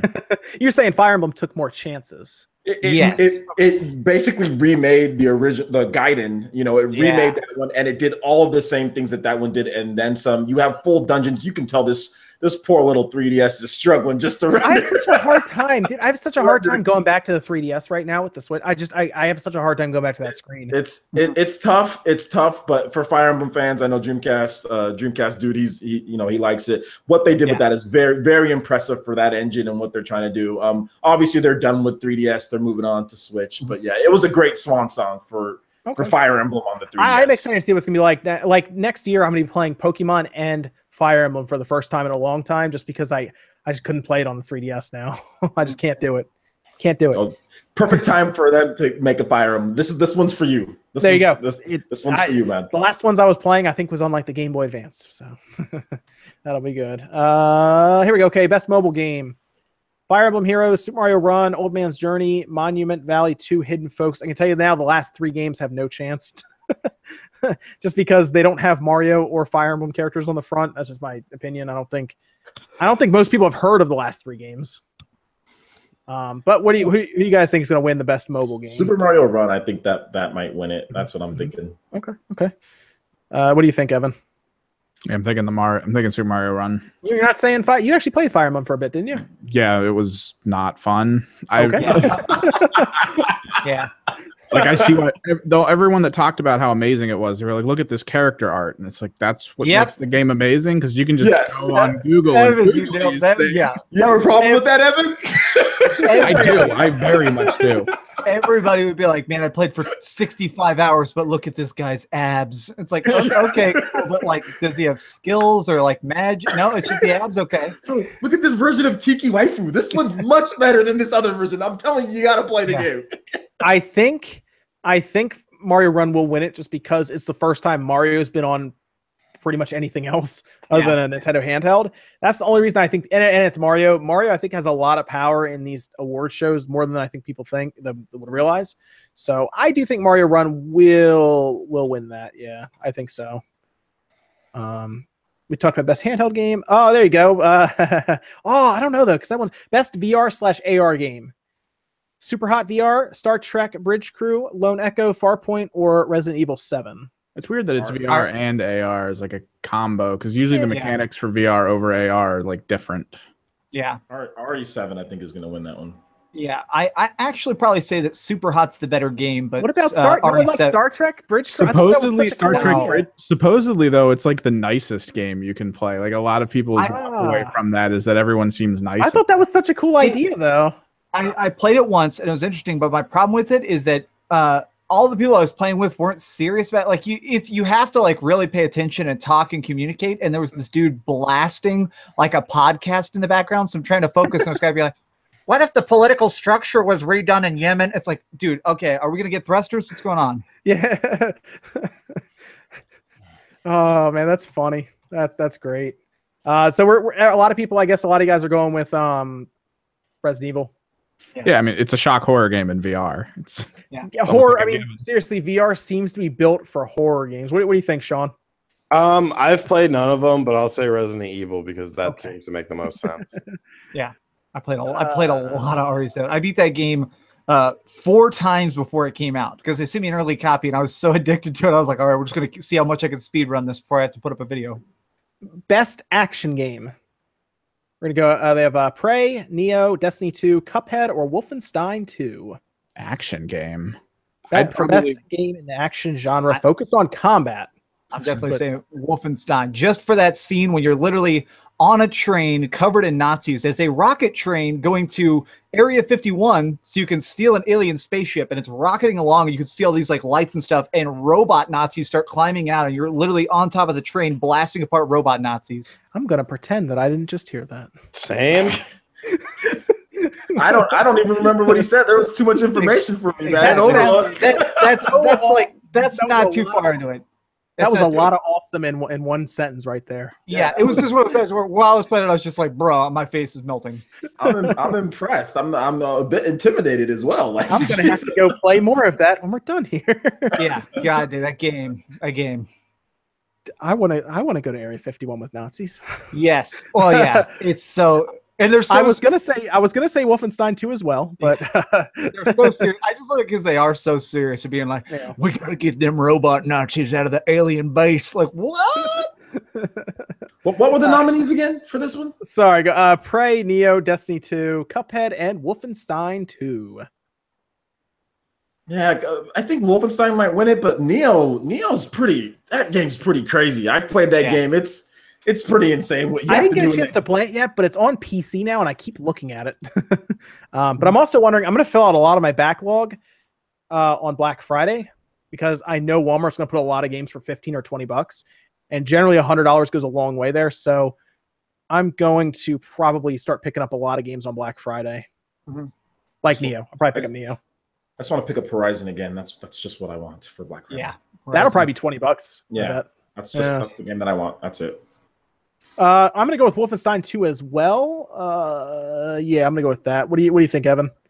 I mean, I'd want to say Neo, but I don't feel like it had as much hype as Wolfenstein. But I don't know if Wolfenstein's had as much hype as Cuphead. So if Cuphead doesn't win the other thing we talked about earlier, they might win this. I'm surprised you didn't go with Destiny 2 on this one. No, what? Destiny 2's it's just a bland game. It's just the mechanics that I like for the fights. That's all I was looking for in it, and it has it.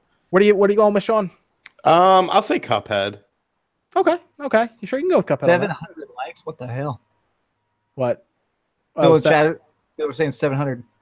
Oh, 700 likes. Yeah, people keep hitting that up button for some reason. I told them not to. I told them not to hit it. Hitting 1,000 likes would be one of the worst things ever. I would. Each one of you disappoints me in a different way. We are. Max, we are on the trending page already. So someone was telling us in chat. I don't know where we are on the actual page. I haven't looked, but we are there. Best action adventure game. We have for best action adventure game combining combat with traversal and puzzle solving: Uncharted, Lost Legacy, Assassin's Creed Origins, Zelda, Mario Odyssey, or Horizon Zero Dawn. Who do you think will win best action/adventure game? Horizon. Okay.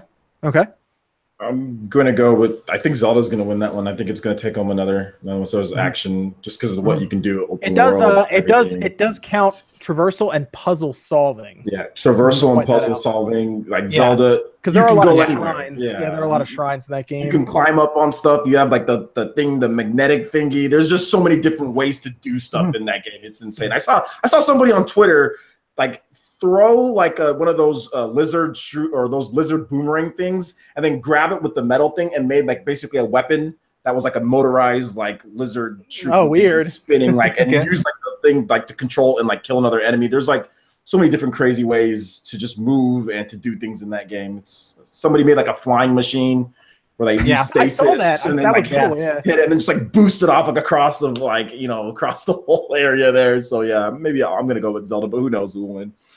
I think Zelda will take, just because I read that at the end, combining combat with traversal and puzzle solving. I feel like Zelda probably has better puzzle solving than everything else on the list, unless I missed something. I haven't got a chance to really dig into Assassin's Creed. Was there any real puzzle solving in that one, Max? Not really. It's mostly it's got the better combat than the series has ever had, but you don't really solve any puzzles.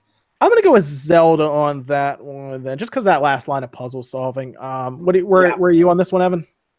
I feel like this one will heavily depend on the judges. It should probably be Zelda, but it might actually get squeaked out by Horizon for being like the more refined like function of adventure and action in a game. Because like I love in games so that they just give you tools and they're like, let's see how they use them, like Zelda did.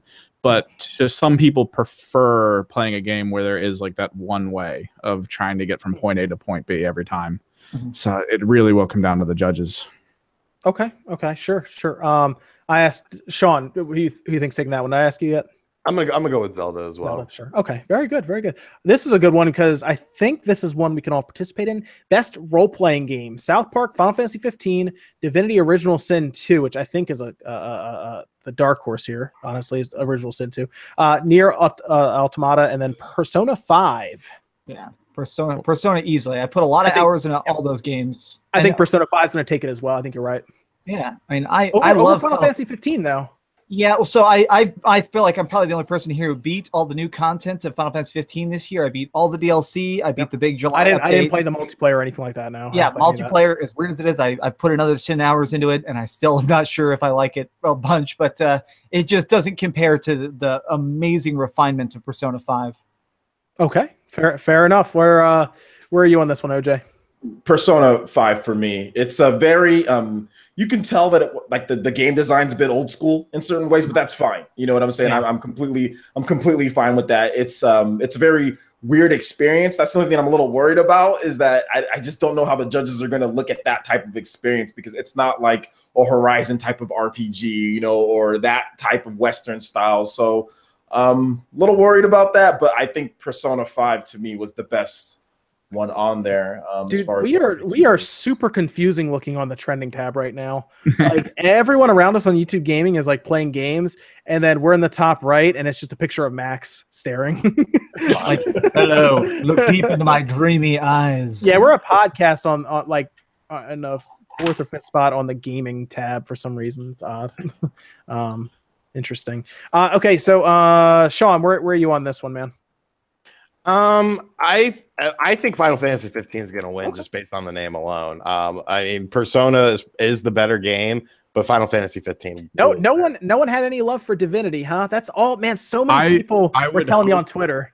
No, I would hope that Divinity would win, from literally what my two friends, which have been playing it nonstop for the past couple of months, have been playing. The list of things they've been telling me that you can do in that game to beat bosses and get through stages and beat like all the challenge missions. My one friend sends like a mage in that's stealth, teleports the boss to a whole other room in the dungeon where his team is, to beat the crap out of it while the things he spawns in his room run across the entire dungeon to try to get to him.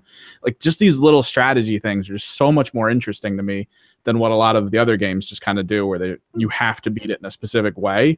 But since it's not really a major title, people probably wouldn't take a look at it.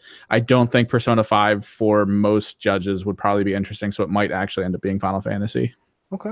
Best fighting game. I don't think I have to say the description here. Injustice 2. Before you even have that list. Injustice 2. Wow, that was quick. Tekken 7, Nidhogg 2, Marvel vs. Capcom Infinite, ARMS, or Injustice 2? You said Injustice 2, Max. Easily, yes, easily. Yeah, I went to an Injustice 2 tournament just a couple hours ago, actually, at a local convention, and it just the community around that is so good, and I love even getting my ass kicked as Nightwing is so fun. Okay, where are you on that one, Evan? It's just going to be Injustice 2. This has been a terrible year for fighting games. It's very odd that it really hasn't been good. Like Tekken 7 didn't sell super well. Marvel vs. Capcom Infinite bombed. I will say that. It has not done well at all. It's been bad. ARMS did okay for being a new IP on a new system. I think it's like 1.2 or something million, which is more than Infinite and Tekken 7, I think, at this point, too, maybe. Still the gameplay for it's not like it's just not there. Yeah, I get. It's not as. I don't think it's as technical as something like an Injustice 2, even a Tekken 7. But it's definitely a different type. Whereas the other ones are all very dark and kind of brooding games. That one's a little brighter and happier. I don't know. Nidhogg 2 is kind of happy. Except you're stabbing people. Very happily stabbing them though. Yeah. What do you think, OJ, for best fighting game, man? He's coming back to the. I'm good. For best fighting game, I'd probably say that Injustice is going to win it.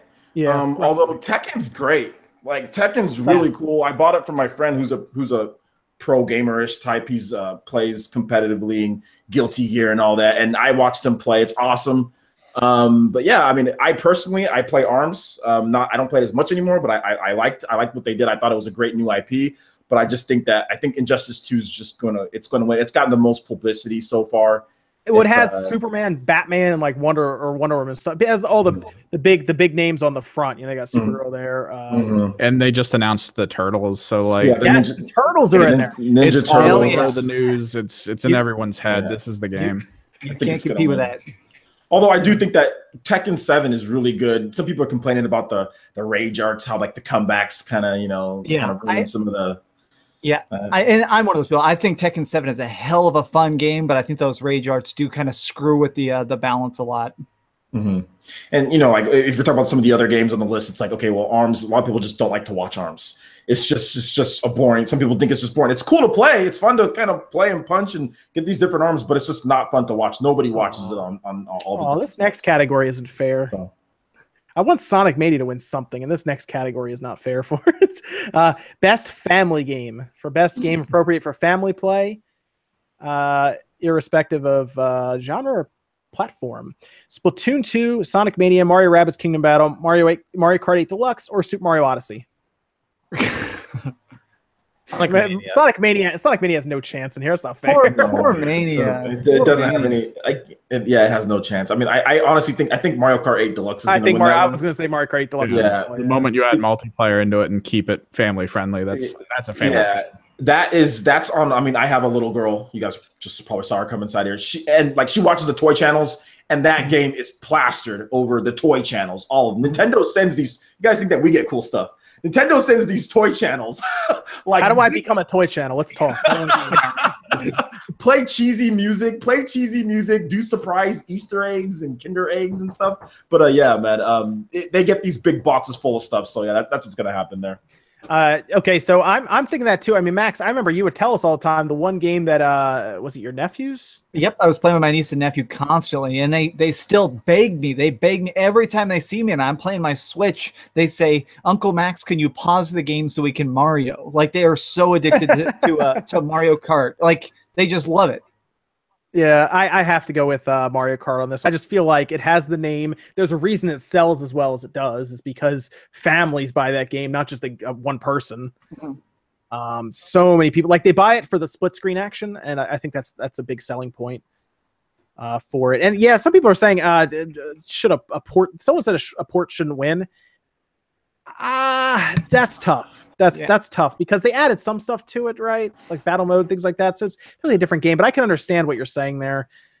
Maybe a port shouldn't win, but it's just, I feel like it is a new release. It's a finished release, so it's not like PUBG. Yeah. And it's popular. So there you go. And it's clean. It's a clean, solid game. So let's go on to next. Let me think if any of us are going to have any. Okay. Best strategy game. XCOM 2, Tooth and Tail, Total War, Warhammer 2, Halo Wars 2, or Mario and Rabbids Kingdom Battle. Best strategy game. Kingdom Battle. Okay. Okay. I think Mario has a shot at winning that one because it did well. It reviewed well. People know about it. I think that one has a shot at winning. It has an advantage because Mario's on the front. That's always how it is at these things. I will say that. Yeah. Well, and it's sold like crazy. I mean, a big part of this is what people beat, and we're talking about an audience that like strategy games are still a thing not a lot of people play. So when it comes to game reviewers, are the people who are going to be voting. The judges have probably 100% beaten Mario. I want to give it to XCOM, but I just don't think there was enough love there for that game. Is that a remaster of the original XCOM 2? Like, what is that? What is it? A DLC back? What that is was it? the DLC, I thought. It's got to be the DLC. Yeah, it's got to be the DLC. Yeah, It's just called XCOM 2. They sort of released it and announced it like it was a whole other game. I mean, I feel like Halo Wars 2 might have a chance, but it just didn't sell that. It just didn't sell that well. Yeah, so it just got buried. It came out, nobody cared. The Xbox fan base just didn't care about it. I feel like Mario was going to end up winning it. I feel like if Halo Wars wins, and I don't mean this to be mean, but I feel like they're going to walk up there to pick the award and no one's even going to clap because it was going to be like, have we played that? That came out this year? I don't think it sold that well, right? I don't think it did at all. How many people who read this ballot do you think went, really? And then Googled Halo Wars? Yeah. Well, I feel bad because when you talk to Xbox fanboys and you're like, what big releases came out this year? They're like, Cuphead, Halo Wars 2. Stop asking me so many questions. Like, I'm looking at Halo Wars 2. This is VG charts, so you know it's hit or miss of how correct it actually is. But according to them, Halo Wars 2 on the Xbox One sold 0.36 million, so 360,000 copies on the Xbox One. That's not good. That's half an arm, so we'll just call it elbow. According to them on the PC, because it's Microsoft, their Windows Store, 20,000 units. That's according to VG charts. I mean, VG charts is hit or miss. I don't know how great it is, but that was every employee at Microsoft just to try to boost the numbers. 360,000 copies though on a system that has, we assume, 33 or 34 million. Yeah. The problem is that no Steam. There's no Steam release. So yeah, that's a good point. You lose out on a bunch of sales. I mean, because it's a strategy. So you want a mouse and keyboard, and I mean, it's on Windows Store, but not Steam. Yeah, nobody likes Windows Store. I don't like using the Windows Store. Nobody likes the Windows Store, even with your stupid new design icon. Nobody likes the Windows Store. So I mean, like, if it was on Steam, I probably would have done maybe 500,000 copies or more. Maybe it probably would have done more than the Xbox One version. So, but unfortunately, especially if they incorporate like the Steam trading cards and Steam Cloud and everything like that. They would have hit it with a Steam Summer Sale. It would have been 1 million copies by then. Oh yeah, absolutely. I think because it's a well-made strategy game. I mean, it's not bad. Well, not only that, they really could have really advertised the fact of, look, Halo coming to PC for the first time. Like, you guys have been asking for it. This will be our test thing. People will be a lot more open to buying it then. What is going on here? Why best sports racing game? They put sports and racing in the same category? They do, bro. Yeah. Driving a car is just like throwing a ball. Well, that's not here. Sports racing. Like, I guess they have that just in case anybody does like a horse game or something. Why is Madden not in here? Because it sucked. Because it's Madden. I mean, but Pro Evolution Soccer's in here and Madden's not. Apparently, Pro Evolution Soccer is really good. It's just I played it back in the original Xbox, and then it kind of fell out, and it never recovered because FIFA is FIFA. But why isn't Madden in there? That's weird.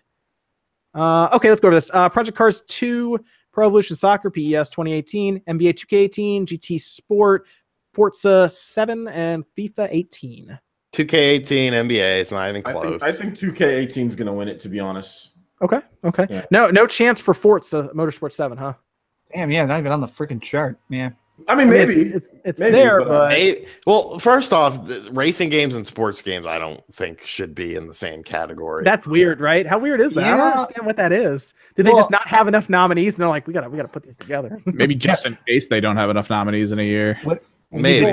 We need to drag this out so we can put in more commercial breaks, invent some categories. Racing is it's on Sports Center, right? But there's lots of stuff on Sports Center. Yeah, why was Melfi Sky says, "Where's Mario Kart 8 Deluxe?" That came out this year. How are you not going to have that in there? It's not like a real. It's like a cart column. It's not like a. I think they focus more on sim. Yeah, I think. It's like at least close to sim. But it's best traditional and non-traditional racing games. But could you imagine someone walking out on stage and they have the official thing and they're in like a beautiful red dress and they're like, the nominations are Madden 67, and also Mario Kart 9, a banana split edition. It's like people are like, what is this? Yeah, I just feel that, like, I mean, racing, from everyone that I've spoke to, where I'm from, Central Valley here, racing's pretty popular. People love it. So, I mean, I don't do it, but apparently the good racers keep themselves in good physical shape and race, and it's an actual sport. A lot of people feel that it's an actual sport, so therefore that's the reason why it's in there, you know? So, yeah. Let's see. So I think NBA 2K18 probably will win. Although FIFA 18, I thought FIFA 18 or FIFA won last year. Am I thinking wrong? I thought FIFA won last year. FIFA might have won last year. Yeah, FIFA might have won. But NBA 2K18 had this whole new mode that was really like, what was it called, Sean? Where there's like the neighborhood. Yeah. Give us money for coins, right? I never played it. I never played the neighborhood. I couldn't stand it because here's the thing that bothers me about NBA 2K's my player stuff. There's one voice.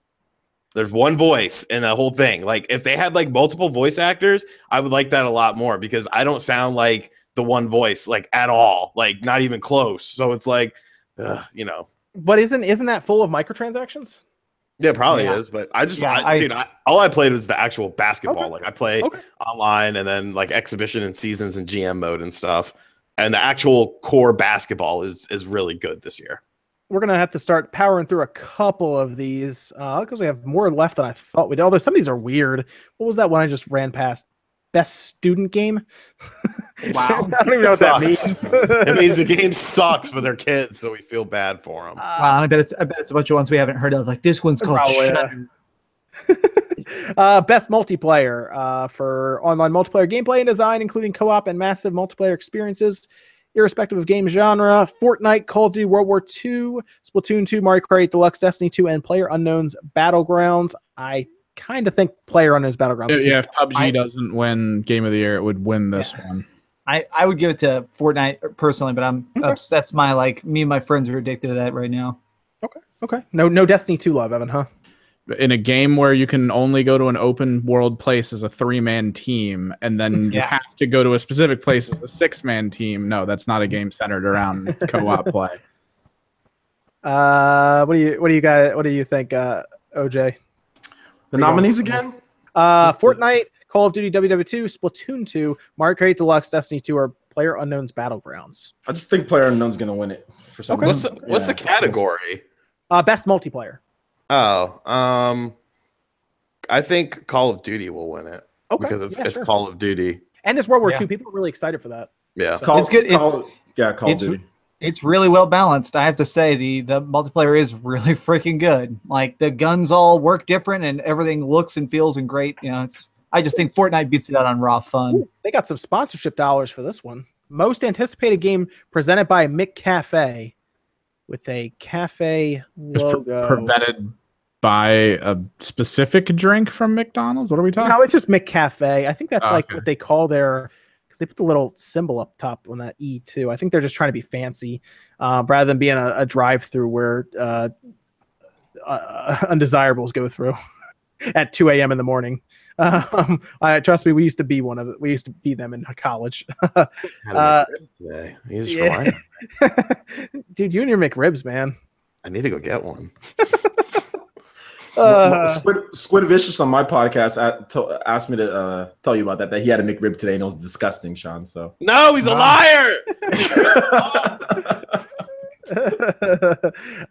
Most anticipated game awarded to an upcoming game that has shown significant ambition and promise. Ow, this is gonna be a good one because this is actually gonna be tough to figure out. This is kind of a guess, actually. Now I'm thinking about it, since you really don't know which one more people are looking forward to. Last of Us Part 2, Red Dead Redemption 2, Monster Hunter World, Spider-Man, or God of War. Metroid Prime 4, please. Anyone? Come on. I feel like Last of Us 2 is going to win, and I don't think that's fair because I don't think it's coming out next year. So, I mean, it says right here, title must be announced and scheduled for release after December 7th, 2017 is what it says here. Which is such a weird, like, I mean, I feel like I could show you, like, test footage and be like, this movie will be released in the next 5 years. Give me the trophy for best trailer. Like, I think they're talking about games that will then also be in the next Game Awards show is what they're saying. So we know all of these titles are probably going to be out this year. Red Dead, I think, might win that one. People are really people have been really looking forward to that game. Yeah, Red Dead or the Last of Us Part 2. Although I couldn't get through that was just kind of brutal. The Last of Us. Yeah. I couldn't really watch that. Really? Really? Yeah. So you were on the side. See, I didn't talk about that. You were on the side of thinking it was a little too violent. No, it's not that it's too violent. Oh, okay, gotcha. No, because obviously that's what happens, right? But it was just a little too I got a little squeamish just watching someone getting their hand pounded away on, and they don't even say it, they just show it, So I had to kind of stop. But outside of that, I think people are excited for that, and one of those two games between Red Dead and Last of Us 2, Okay. What do you think, Sean? Let's say God of War. I think Last of Us 2 will win, but I think if it doesn't win, it'll be God of War. Yeah. Okay. And I think it should. I 100% think I'm on your side. I think God of War should win. I think we've gotten so many extended gameplay trailers. They're being so transparent with the marketing. Give them an award of anticipated. Okay. But are you guys convinced on that game though? Because it's not really God of War anymore. It's a different type of game. So I'm thinking the voters are going to be like, well, yeah, maybe it looks cool, but this isn't really, because God of War used to be like Devil May Cry. It was that, and now it's not that anymore. Now it's more like, I don't even know what to classify it as. It's Dad of War. Dad of War. PS4 game. Have you seen that meme where it's like the default PS4 exclusive texture pack? And it's like The Last of Us, God of War, Horizon, and one other game, and it's just very similar looking shots of it. It's very funny. Yeah. What do you? I haven't seen it yet though, but I mean, I'm just a little worried about what God of War actually. I don't know how it actually is, just by looking at it. So I'm excited for it. My only hesitation is I'm afraid of them going too dark and emotional. I'm kind of hoping that we don't have it be like, my family's dead, and I'm gonna do a 5-minute crying monologue. Okay, can you punch somebody in the demon? His son better not die, because I'm gonna play that game because I play all the God of Wars. I actually really love the God of War franchise. It's one of my favorite of all time. God of War 2, one of my favorite games of all time. But his son better not die. That's all I gotta say. I'm gonna be mad. He's gonna probably die, right? He's gonna die. He better not, or I'm gonna be upset. At the end, he's gonna take his kid and he's gonna smear those ashes off. Finally, after I mean, you don't think Kratos? He's probably gonna die, right? Kratos. I'm fine if Kratos dies. I think that's the whole point. I think that's the whole point of this game is to lead up to his eventual death. And then if he dies, that's fine. But I don't want his son to die, so I'm gonna be upset. I'm gonna play the game. But I'm gonna be upset if it's something. I think it's gonna lead up to him dying. I mean, none of us know, obviously, but I think that's what's gonna happen. I think the ending is gonna be him dying. Will be really cool, and people are gonna be really mad about this. Is if all they've shown us is the first hour of the game, and there's actually a time jump. He dies early, and there's a time jump for his son. That would be out of nowhere. Well, I would like to. I don't know. So I'm on record. Don't really like the God of War series. I actually I never really got into the combat. I always thought he was too overpowered. His story didn't interest me. This one really does grab me. So I'm just hoping that it's a cool story and we really kind of see what do you do if you've been this horrific god of awfulness and ripped apart so many infinite beings, and now you're like, all right, now how do I teach my kid how to shoot a bow? The God of War franchise is interesting. It kind of took a downturn. But yeah, that's exactly who they're trying to get guys like you, by the way, because they know that I'm the target. You are the target because they've played out the whole action genre, the whole Devil May Cry. That genre has pretty much been what's left. You know what I'm saying? So they've kind of played that out. So obviously they're trying to move clearly away. And I mean, obviously, I like Devil May Cry and Bayonetta and that style, but I can see why they moved away from that. Looking at the game sales recently with those type of games, Evan, where are you on this one, man? I'd really prefer it to be Red Dead because, I mean, with Rockstar, it's always what can we add to this that wasn't in any of our other sandbox games to make it a more interesting sandbox game. Whereas with Last of Us, it's let's go through this tunnel and experience a story, and that's great. And then with God of War, it's let's go through this tunnel and occasionally hit X to not die and experience a story, and that's also going to be great. Whereas Red Dead's going to be like, what can we add to the side that doesn't even matter to the story, but it's just something these people can do, which might be fun. And I feel like that might just give it a little bit more hype because that's what Rockstar does. I'm going to go with Spider-Man because it won most anticipated at E3. But I don't think Red Dead was part of that voting. So I think it's going to come down to Spider-Man or Red Dead, but I'm going to go with Spider-Man because I think there's been more build up, but I think Red Dead probably will win it. Just, I think a lot of people. I think Red Dead grabs a lot more people than The Last of Us does, especially after that trailer that seemed to really turn a lot of people off, actually. But I'm gonna go with Spider-Man. I think he's probably the most recognizable character out of everyone on the screen right now. It's weird. So many people I've been talking to lately are not hyped for Spider-Man. Like, so many times I'm talking to other YouTubers and like a lot of people in the community.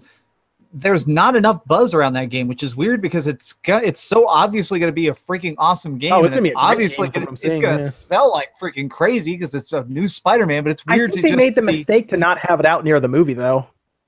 Yeah, like they missed that. I think they missed the boat there. Well, a full year after is a little bit strange. Being like, wow, bro, way to tap the brakes. If it wasn't ready, it wasn't ready. I mean, that's true. Yeah. Nothing you can do. They could have ground zeroed it and just give us the first level. I feel like this next category should be pretty easy, although Max might actually have to say something about this. Best indie game: Pyre, Night in the Woods, Cuphead, What Remains of Edith Finch, and then Hellblade. It's weird that Hellblade's considered indie. Well, I know I had a feeling Max would want to say Hellblade. I mean, I can't give it to Hellblade because I feel like I can't consider it an indie. Whereas I'm going with Cuphead. It's 100%. It's 100% indie though. It's nobody owns Ninja Theory. True. They self-publish the game, and that is the pure definition of an indie game, of an indie studio in an indie game. They just are really talented at graphics. I'd still give it to Cuphead because I feel like it so perfectly nails indie charm of like solid gameplay, art you won't see anywhere else, so much love and passion in every little seam of it. So I'd go with Cuphead. Okay. Cuphead for me as well. Yep. Okay, cool. What about you, Sean? Cuphead. Sure. Very good. Yeah, definitely Cuphead. It's pretty much sweeping, I'm guessing. Yeah, I think it's gonna take that one pretty easily. And then we have, I think, one. Do we have anything else after that? I don't understand. What? Best debut indie game? Oh, they needed to have a reason to have the Schick Hydro bot back. Yeah, exactly. Best debut indie game. Best debut indie game presented by Schick Hydro. I love Last year they were talking about Star Wars Battlefront. What were they doing last year? And Schlick came out in his studio. Hey man, me and Hydrobot here were just playing this game. Nope, this is changing up here. I'm voting I'm voting a different way here because something else is in here. This is recognizing a new independent studio. This is a new one, and it's for their first studio that released its first game in 2017. We have Slime Rancher, Mr. Shifty, Hollow Knight, Cuphead, and Golf Story. I'm going with Golf Story right away. Yeah. I'm giving it to Golf Story. I don't care. I know Cuphead's good, but it's going to win Best Indie Game. I got to go with my game, Golf Story. Cuphead will win, but Golf Story is awesome. So Golf Story, for me personally, my heart, Golf Story. But Cuphead's going to win, I think. Yeah. Yeah, I agree with OJ. Yeah, I got to go. I'm going with Golf Story. Golf Story till the end. The thing about this too is like it's the emotional story behind Cuphead. What these guys went through to get this game, that's going to weigh, I think, play a part into a lot of this stuff. Yeah, I guess that's true. They had to like remortgage their house and all that stuff. Yeah, and all sorts of stuff, and just the issues that they had, the problems, just getting the game going. Yeah, I mean, I get that. That makes sense. And then there was one more category, and then we'll take questions from the audience before we close it down. Best esports game: Rocket League, League of Legends, Dota 2, Counter-Strike, or Overwatch. Best Rocket League. Game. Okay. I'm gonna go with League for the sheer voting power and like everyone knowing about it as such. It would probably end up being League of Legends. Yeah. I'm gonna go with League on that one. You don't think it'll be Overwatch? No. I mean, even though they're probably going to be the first to try this business model that they're working with, that's a little more close to like how a standard sport runs. It's having so many problems. It's still having issues just all over the place. Whereas League, it's just been expanding. Yeah. Okay. I think their viewership, what was it? It was like they doubled the numbers from last year or something. It was a ridiculous jump this year. Wow. They play in stadiums, so yeah. I'll be honest. Even I tuned in a couple times to watch some of it just because it's easy to watch. That's for sure. Yeah, and the announcers know exactly what they're talking about. They're not like sometimes I love the Smash Brothers announcers, but sometimes some of the Smash Brothers announcers they don't sound all weird and stuff. I mean, they know exactly what they're talking about. Shout outs to TK Breezy and EE. Those are good announcers. D1. No shots at those guys at all. But yeah, the announcers are all in tune. It feels like a very high quality, like super high quality product that they're displaying. They're playing in these huge stadiums with League. I mean, there's like, what was it, like 400,000 viewers on Twitch or 300,000. I mean, it's insane. You know, you got these people that are like making 6-figure salaries. You know, it's well, even with that viewership, the Overwatch League did beat them during their Weekend of Worlds in terms of viewing hours. that's true. So it's like that little balance, but I definitely League, I think, would still take it. Okay, Evan, hit us with the questions. Only a couple Questions, from Master Aqua, both of them actually. Bandai Namco wants to release 3 Switch games next year. Do you think they will release ports like Dark Souls, Dragon Ball Fighter Z, and Code Vein? If it's exclusive, what do you think they'll be? Can I correct him on that, because he's a little wrong on what Bandai Namco said? Bandai Namco said that they have games like ports, and then they also have 3 exclusives. So they have ports, and then they also have 3 exclusives. So it's an addition. It's not, we want to release 3 games, and that's that. It's ports, we have games, and then 3 exclusives. So just going into that. I think one of the exclusives might be a Tales game of some kind, because they kind of already said that, didn't they? They just announced the Tales game. Not that it'll be exclusive. But I would think it'd come to PS4 too, though. So I don't know. I would think that it would come to PS4. That'd be one of the multi-plats, you know. I don't really know what else they have that they would put there. Like they do One Piece, don't they? Am I thinking right? There's One Piece. Yeah, there's One Piece.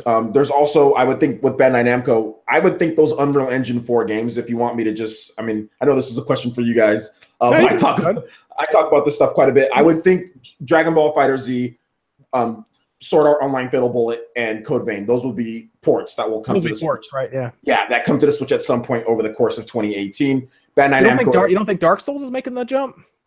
Dark Souls could. That could be one of them. I'm not sure if they'd be handling that. I know from software, but that's I guess their IP that they worked on them with. That could be one of them. But I just feel that it's going to be those Unreal Engine 4 games. I mean, Yves 3, that's Dark Souls. So yeah, that can definitely come over as well. So that could be one of them. But I'm guessing that it's going to be one of those 3 games, or one of those 4 included into there. Bandai Namco admitted that they said it's a shame they messed up.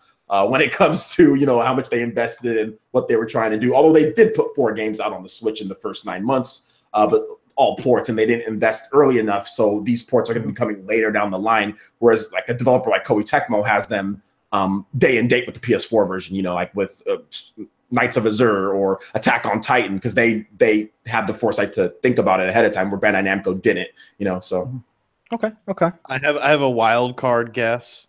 Tekken 7 with an exclusive character for the Switch. I was going to say that, or my other guess was that they somehow bring over Ni no Kuni 2, because I've already that game on the Switch. I'm hearing rumblings internally that they're afraid that Ni no Kuni 2 is not going to sell as well as they're hoping.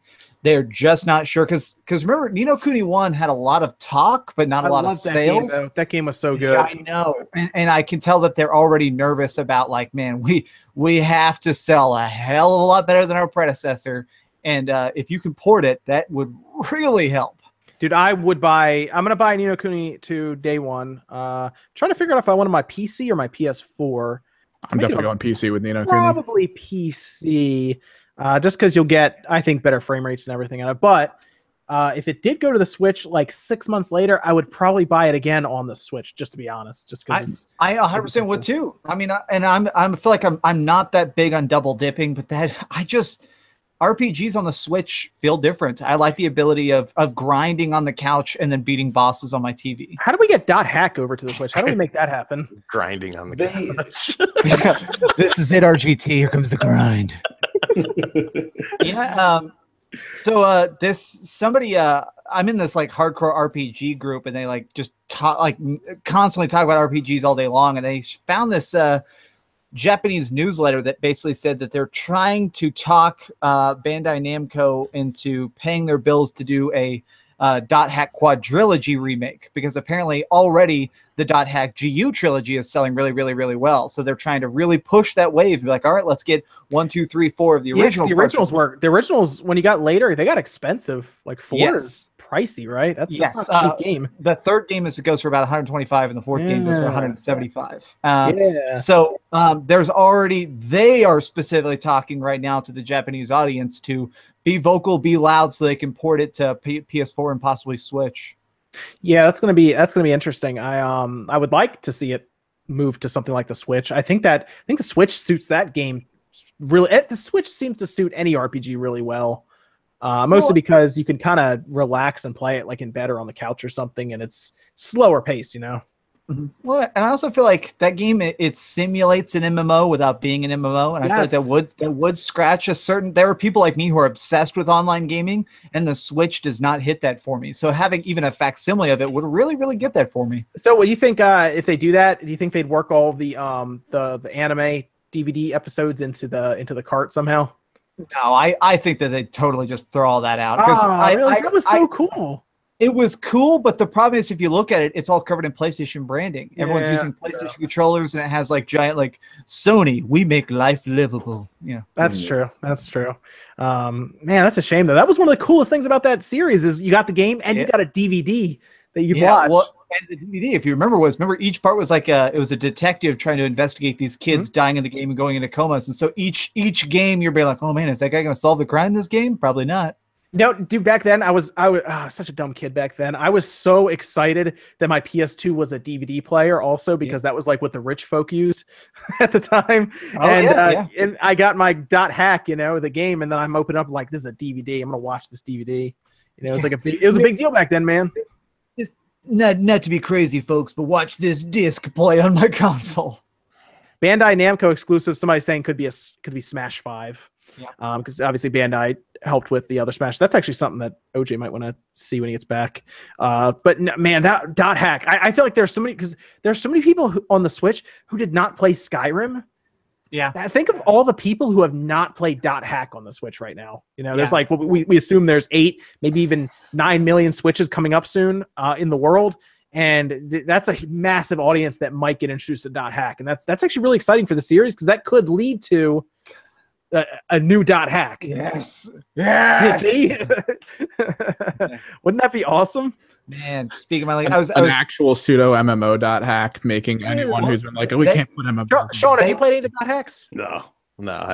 Dude, really? Yeah. So they actually made the real .hack MMO in Japan, and they shut it down real fast. But it was called .hack Fragment, and it actually was like the world, and you had to play it in this really weird way, and it got shut down real quick. But push Metroid back. Oh, here we go. This is from Robert.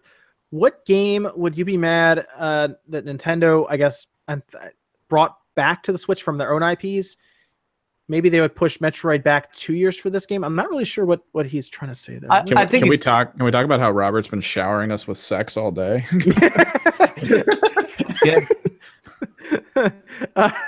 What game would you be? You said Max. You kind of. What game would you be mad Nintendo brought back to the Switch from their own IPs? So just So if they just randomly brought back a random not so great IP to shove back Metroid and Pokemon. Oh, I get what you're saying. If they brought back Super Ultimate Kamehameha Punch Out and shoved back everything else, I'd kind of like, really? We're putting our big boy pants on for this? What would they bring back that would make people frustrated? What do you think, OJ? You might be able to answer this one better. What game would you be mad if Nintendo brought back, like from their own IPs, maybe an old IP or something, brought back, and it actually caused Metroid to fall back 2 years or something like that? It would have to be a first person. I don't know. Like something like they bring back from the dead, like a franchise they bring back from the dead. Yeah, like what would they? I guess I'm trying to think. Like Star Tropics. Like that would be the only thing that I can think of. Like if they were to bring back something crazy from the dead, you know, Star Tropics, and it's like, hey, we got a new Star Tropics game, but you know, Metroid is. You know, they start remanufacturing the Virtual Boy, and they got to push. Like, what would that situation be that pushes it back? We had to pull our Metroid team to make this happen. Yeah, I mean that's the only thing I'm a little like I don't understand quite. We were so focused on making the worst Mario Party ever that we actually had to liquidate. They had to pull the amazing Metroid team because they just had to get Gyromite out the door. Or imagine if they were like, look, guys, we really wanted to hit 2018, but unfortunately, Pokemon Snap 2 ain't going to make itself. I mean, we're going to have to pull everybody for this. No, that'd be okay. Weirdly, Pokemon Snap 2 on the Switch would work. It is, but I'm saying if they had to delay something else for it, someone in chat saying Golden Sun, I'm being straight up. If they delayed everything for a Golden Sun right now, I'd be fine with it. Jintoki asked if I know about Homebrew on the Switch. Actually, I do know about Homebrew on the Switch. I just didn't think anyone wanted me to talk about it. A lot of people keep asking me about that. Yes, I do know about it. I have thought about going out and just buying a Switch just to put homebrew on it. I have thought about that. Dude, I'll be 100%. Dude, so have I. I've thought about just hacking a Switch, just to see. Someone said I should lick a Switch cartridge. If you've been with me for a while, you know I've actually eaten a Switch cartridge. Yeah, I licked one in a video a couple months ago too. And you're live, which is interesting. So the first thing I did with my Zelda cartridge was I actually ate it while I was unboxing my Switch. I mean, that makes sense, you know. Yes. Why wouldn't you? Same thing I do with all my Xbox One and PS4 most games. disgusting taste. I had to lick a Switch cartridge today. I saw that. I saw the pictures on Twitter. Yeah, and it's not very fun. I did it for a video. I was filming a video, and basically I was like, okay, I've got these 10 lines I have to read, and I'm going to end the joke by reading, by licking the Switch cart. And so basically I like kept doing the take, and finally when I got all my lines perfect, you could see on my face, I'm like, all right, this is going to be bad. And I was like, oh my God, it's like battery acid and shame. It's just way worse than I thought it was going to be. Anything else, Evan? There was an article stating Final Fantasy VII Remake has a June 2018 release date. If that's true, can Square really release Final Fantasy VII and Kingdom Hearts 3 in 1 year? I mean, they're going to have separate teams for that. I don't. Well, the Mobius, the guy who does Mobius Final Fantasy, I thought took over 7 Remake, I believe, and they pulled it internal. But here's the thing: Square is nowhere near, or they're not on any of the exhibitors list for games or anything for the PlayStation Experience, which tells me Final Fantasy VII Remake is not going to be shown off again this year. So that means that they would show it off sometime at E3 and then they release it right away. I don't see that. I don't think it's going to come out next year. Unfortunately, I don't think that's going to happen. I think it's going to be pushed to 2019. I think it's going to be one of the last games that releases on the PS4, actually, because it's going to be episodic. I think we'll get our first episode, and then like 2 months later, the next one. I think it's going to be released over the schedule of a year, to be honest. I would be shocked. I think it's going to be like Final Fantasy 13, and we're going to get 3 of them over the course of 3 years.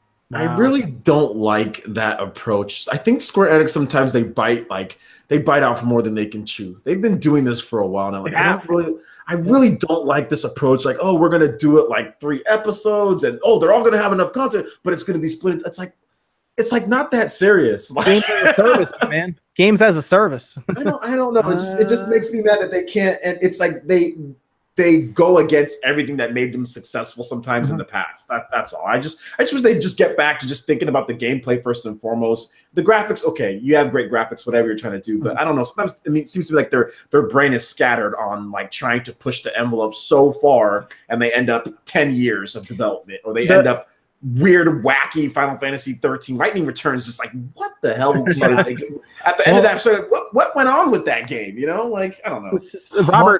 Robert said he was trying to correct. He's basically asking from the back catalog of Nintendo, what's like I guess a bad game from that is what he was trying to ask. Just about any bad old games. I think Rosalina brought up a great point. I think Gyromite would be terrible to dump R&D funds into. Yeah, that would be terrible. What were you going to say, Max? I was going to Final Fantasy. Yes, Final Fantasy. So Final Fantasy already you can tell that they're really kind of digging in to have every game last 2 or 3 years, because when you're playing the multiplayer of Final Fantasy 15, not only is it $20, which is pretty surprising for DLC. I mean, it makes it where if you buy all the DLC separately, it's like a $90 game now. But what's weird about it is that there's all these extra areas you can tell that they're still working on. There's buttons that don't do anything yet, where clearly you're going to be able to actually play as separate characters, like actually become like different heroes and go on different adventures. So it's like, So I think that when we get Final Fantasy 16 or maybe the Final Fantasy 7 Remake, I think it's going to be a lot more about like, okay, one game you play for a long time. Okay. That's kind of what they've been doing though, right? Is again, games as a service. They want to. Yeah. They don't want to. These companies don't want to develop a ton of games every year. They want to develop like 3 games a year, and that's it. Is the Comrades? Is that on PC too? No, not yet. It will be. Yeah, it will be. You said it's $20. Yeah, I might check it out on PC. It's interesting. I will warn you, you have to like go to the forums to read how to upgrade weapons and stuff. Do you not have to? You don't have to buy. That's a standalone DLC, or you need. You have to have the game. You have to have the game. Yeah, you have to have the game. You don't have to have the other DLC, but you do have to. I have to say, I think it would have been better, believe it or not, if they just released that by itself. It's a standalone. What the? It's so full of spoilers. It basically takes place after the end of the main story. So. Okay. So I'm guessing that the PC version is not going to come out until after the PC version comes out on. The PC version's out sometime next year, right? Yes, I want to say it's really early. I thought it was like February or March or something, right? Yeah.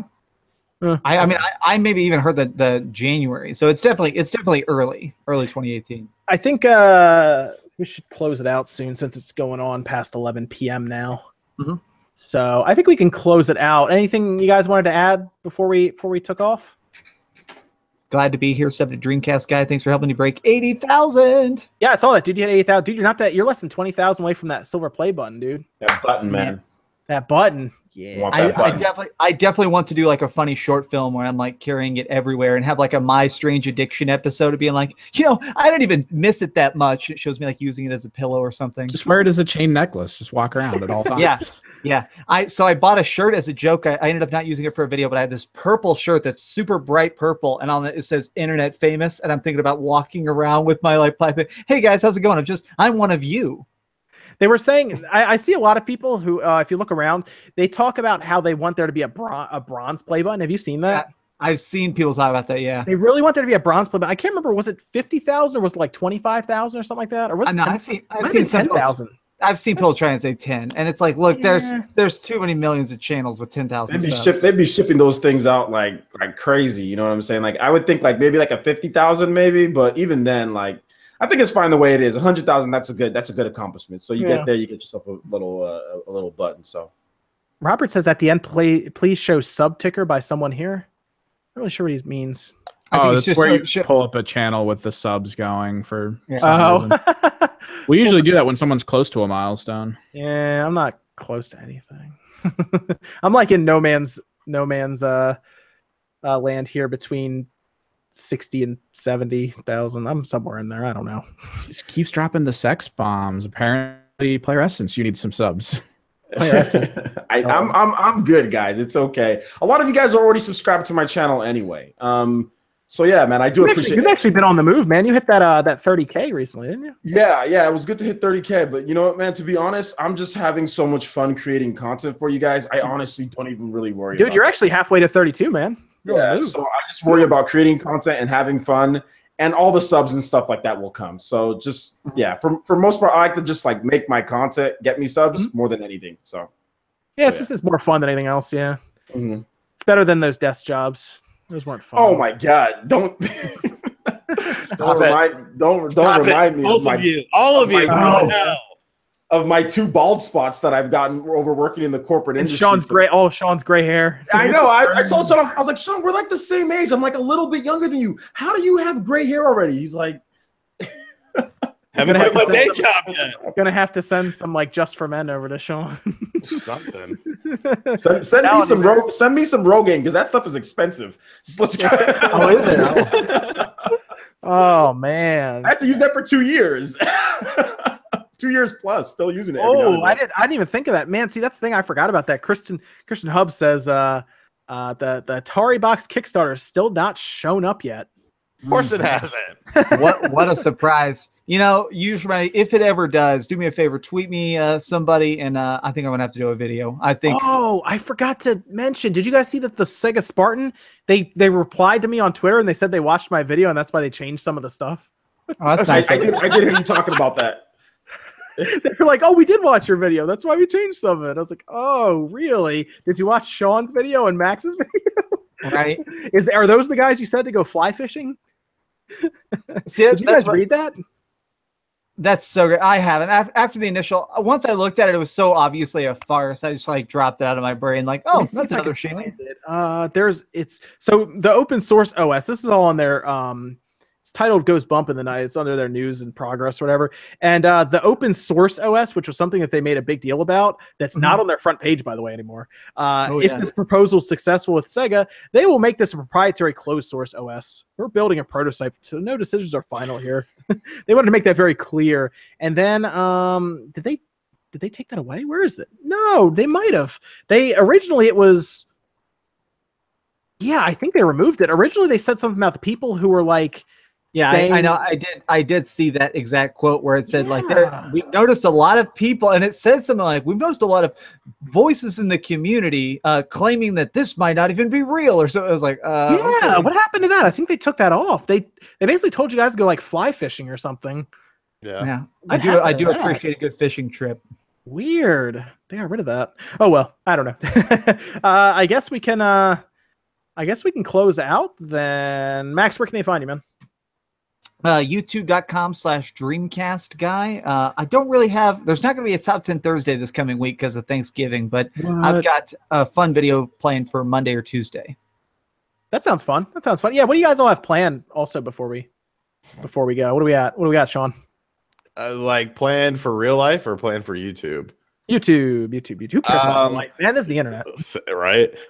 So. I'm going to do a Skyrim video. I'm debating on what I want to do because there's no way I'll be able to play enough to actually review it. But I think it's tough, man. That's a big game, dude. I think I found a way around it, though, and it's going to piss off a lot of people. But I don't give a shit. No. I'm going to Jesus Christ. Sean's getting serious. No, I'm going to compare it to another game on the system. Just tell him you beat the game and you forgot to say Zelda. I already know Zelda. It's coming, Zelda. It's coming. Yeah, I'm already picturing the clickbait thumbnail of you going like this. You're gonna be vomiting a master sword, and it's like Skyrim bucks up Zelda. Like, dude, I would make it as clickbait as possible. Oh, I'm gonna.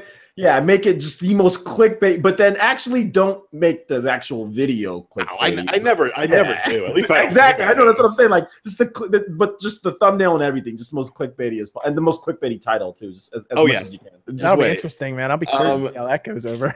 Yeah, and then we have Gear Club, Farming Simulator, It'll Do, Resident Evil. I don't even know when the hell that embargo list. I gotta get on that Resident Evil, man. 47. I keep hearing 47. I'm gonna Google 47 right now. Is it 47 them for Resident Evil 2? Yes. As well? Oh my. Okay, I gotta talk. Did you guys see that fucking the Skyrim I got? Did you get it, Max? Yeah, I got it real early. Yeah. No. I'm talking about the physical copy from Bethesda. No, I just got the digital code. Like, okay, let me go. Hold on. Entertain yourselves for like 2 seconds. Let me show you the shit they sent me. So as far as I can tell, 47 sells camouflage hats. No. I'll send you a link. I'm just kidding. I know. Oh.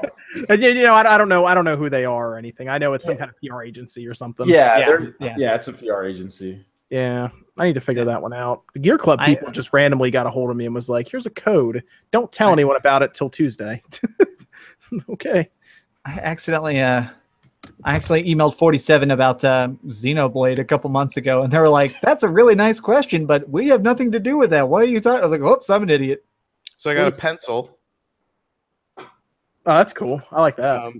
It came in like this leather satchel thing with like rope and stuff. Yo, nice. And it came with a bunch of postcards for different locations.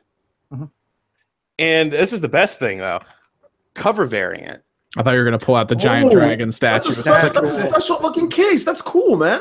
Yeah. I like that, dude. That is awesome. And the worst part was I got a review copy, and oops, what the hell happened? I got a review copy, and I gave it to someone else on Nintendo Enthusiast because I was like, dude, I got too much shit going on. I'm going to buy Skyrim anyways. So I came home from work yesterday, and I had my Skyrim Farming Simulator, and then I had another package, and I was like, what the hell is this?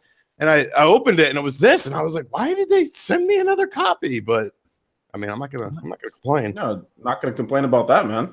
No, may have checked my PO box. I don't know if I got that. That is pretty awesome. Dude. I like that a lot. I'll have to figure out who these 47s are and get a hold of them. Amazing people. Apparently, man, they make dreams come true. They have some pretty cool stuff. Although I was offered some pretty cool stuff the other day that I'm looking into. some of the most expensive stuff I'll have probably reviewed on this on the channel. No, nothing like that. Well, no, nothing like that. Well, you know, there was that drug, the MDMA. People were making drug called Nintendo in Europe for a couple of years. I remember that. that. So we got that. OJ, what do you got coming up, man? Just so basically, I've got a lot of the news videos that I'm going to be doing. There's obviously stuff that goes up. So just if you're looking to get just the opinions and what you need to look at for the news, all the Nintendo stuff, just keep it tuned in. Japanese gaming news, going to have that. There should be some announcements coming up pretty soon here. There should be some good stuff. So look forward to that. Plus, we've got playthroughs of Fire Emblem Warriors that I just put up. In addition to, I'm playing Cat Quest and also Skyrim, so I'll be doing live streams for that. And Splatoon and Doom. We've been playing a lot of Doom multiplayer as well. So if you're looking at getting into the Doom multiplayer, seeing what it's about, because I get a lot of viewers for that whenever we do Doom. So make sure you check out the channel during the week, because it's a very interesting game. Probably the most complete game in terms of online multiplayer for Switch. Yeah. I don't think there's another game that's anywhere near as close as complete. Everything that you need, invites pop up on screen. Oh, hold up. What are you going to say, Sean? Rocket League. Rocket League is okay. Rocket League as well. That's true. But just more traditional online multiplayer.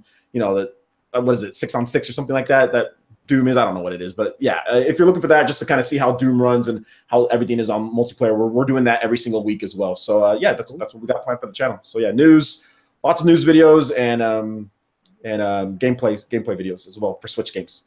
Cool. That sounds good. That sounds good. Evan, you don't have esports until next weekend. Yeah, right? esports is going to be next weekend. I don't think I have anything lined up for any of my channels still yet. Like, they're still there. I just haven't really done anything with them. But other than that, I mean, I'll just post, I guess, in chat that you can just follow my Twitter, Twitch, Instagram, because I usually do stuff there. Okay. That sounds good. I guess other than that, we're pretty much good, right? So we'll have, I'm sure by next weekend, we'll have Black Friday stories and Thanksgiving stories, I guess, right? Yeah. So that'll be fun. I guess that'll do it for SpawnCast Live tonight. I don't have anyone for you guys to raid unless any of you guys have an idea that I could just point the crowd to help them out. I don't think there's anybody else streaming right now, is there? I'll see if I got anyone. That's fine. Subscriptions. Anyone wants to hang out, I'll give you guys a channel to go bug and give them some viewers and views and whatnot. Let me check my YouTube gaming real quick. That's fine. So I guess that's everything for tonight. We'll do it again next weekend. We got over 1,000 viewers again tonight. That's pretty awesome. So thanks crazy. Thanks everyone for coming back. I think we had over 1,100 at one point. So thanks everyone for coming out tonight. Yeah, the audio for this will probably be up a little later tomorrow for anyone that's looking to download it. Okay, it's going to the Patreon. Like Patreon is video. Yeah, well, sort of. Like, I'm literally going to pass out the moment this is done. I've got to get up in like 4 hours. Oh, nice. Oh, geez, do you? Yep. Man, that job, dude. That job. Yep. I'll post it up then. It's going to be up on the Patreon though. Anyone who's a patron can view the video cast right away. I'm actually just going to go post that right away then. I got to try to reorganize the title for it or something. I guess just write a title and I'll do all that tomorrow then for getting the video set up. I think the Patreon is in the description or chat, I should say, and just post these up there. Audio versions will be up on iTunes, SoundCloud, and I think that's it, right, Evan? iTunes, SoundCloud, and everything. I played around with the idea of just putting the audio up on YouTube, but I don't know. Leaving the video cast that way you can see Sean's awesome Skyrim thing if you're on Patreon. I didn't have anyone streaming on mine, so whatever. That's fine. No one for me as well. Unless there's just like a music channel and he's just playing music. So okay. I'm trying to see if there's any. There's a lot of I'm getting hit with a lot of live recommendations, but it's nobody I know. Bunch of jerks. Yeah, no one I know. Make a new friend. I don't know. It's more fun when you go attack somebody who doesn't know who you are. Yeah. This is just heavily confuse them. Let me see. What's this person doing? All right, cool. I guess that's it for tonight then, guys. Thanks, guys, for tuning in. We'll see you guys, I guess, next weekend, next Saturday night. Make sure you check out and follow everybody on the chat right now or on the SpawnCast right now. And we'll see you guys next weekend.